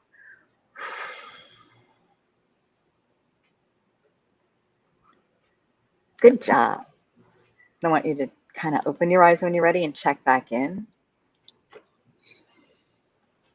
And see how you feel in relationship to whatever that was. Mm-hmm. Mm-hmm. I'm just super calm. I'm just. Okay, well, that's a really good start. But if you really do think about it, like if you were in pain, did your number change? Did it spike at a certain point when you weren't really aligned with this idea of believing something new and it was scary, right? That's a sign too. Did it shift? Did it move? Did the number go down? Was it a sharp pain? Is it now dull? Like, let's be aware of the shift and then think about the story that we've attached ourselves to. I don't care if it's a money story or a relationship story or I'm not enough story. Are you as connected to it, or are you a little bit more removed and you're looking in at it almost from a narrative standpoint? Right? So I'm feeling lighter. Go ahead. I'm feeling lighter. Mm-hmm. In relationship to whatever the thing was, which is it's just the thing. Mm-hmm. Right? And so that's a sign that from an emotional, what I call an emotional plaque standpoint, there is some old plaque. There are some outdated thoughts and beliefs that no longer serve you and that are holding your energy hostage. Right? And if we're all vibration and we're all frequency and we are this light, right? Or this frequency that attracts, then yes, nutrition is important. Exercise is important, but it's also important to recognize that we have this connection to what we believe that's so powerful. And when we can create new space for new beliefs, it all comes together. So on that note, what would we say? What Hawaiian word would we use? I know aloha, but is there another one?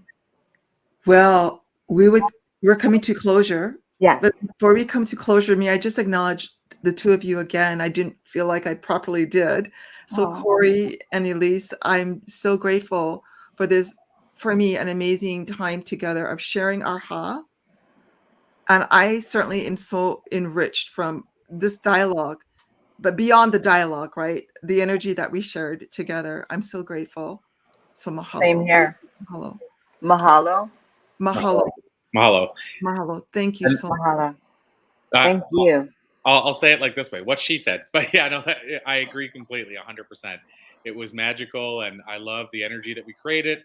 And, you know, from my end as well, I mean, just, yeah, everything that you articulated, it changed my way of viewing things. And as a constant learner, I love that. So thank you for enlightening and enriching me, because, I mean, I've had all these other experiences, and now I get to bring them in and mix them with what we've learned from you today, Lani. And I love your culture. So it's just been such a melting pot of learning so much new things from you today. So thank you for making that possible. You put out the kahea, you put out the call. I just responded to both of you. So mahalo. Yeah. Absolutely. Thank you. I'm calling you, girl. Okay. I'm reaching out. Awesome stuff. So I guess that's our, like I say, I get in a totally different Zen space after that. So I know. I guess that's our kind of official It's closing. like magic. I love it. Yeah, it's amazing. So, you know, thank you, Elise, obviously, for holding that space and for making that possible for us. You know, thank you, Lani, as we mentioned, for joining us. Thank you, everybody else, for joining us. We'll call it a to be continued. I never feel like, which is great, I never feel like we have to close it off and say we're done now, because it's an ongoing thing. Like Elise and I will be back in the future. So to me, it's just a continuation. But yeah, thank you, everybody, for joining us today. Thank you, everybody, for making magic happen. And Elise, I don't know if you wanted to say anything as well or share anything else, but I think if people want to learn how they can work with you to start clearing some of that stuff, they know how to reach out to you. You know, they follow you all week. Lani, we put in here how people can reach out to you, and you can help determine whether or not they're a fit to be in mentorship with you. And so they know how to do that now. Your website's there, and we'll encourage them to reach out and make contact. Absolutely. And just remember, you ready for this? Anything is possible when you believe it is. Yes. 100%. It's simple, but not easy. So if you're believing something that that if you want something and you're not believing it's possible, the only thing that you have to do is figure out a way to believe it's possible. 100%. Yep. I absolutely agree. So thank you so much. You guys are awesome. What a great way for me to finish my Friday before going to pick up my son shortly. So thank you all for making that magic happen. And again, until next time. Aloha. Thanks, everyone. Guys, aloha. Aloha.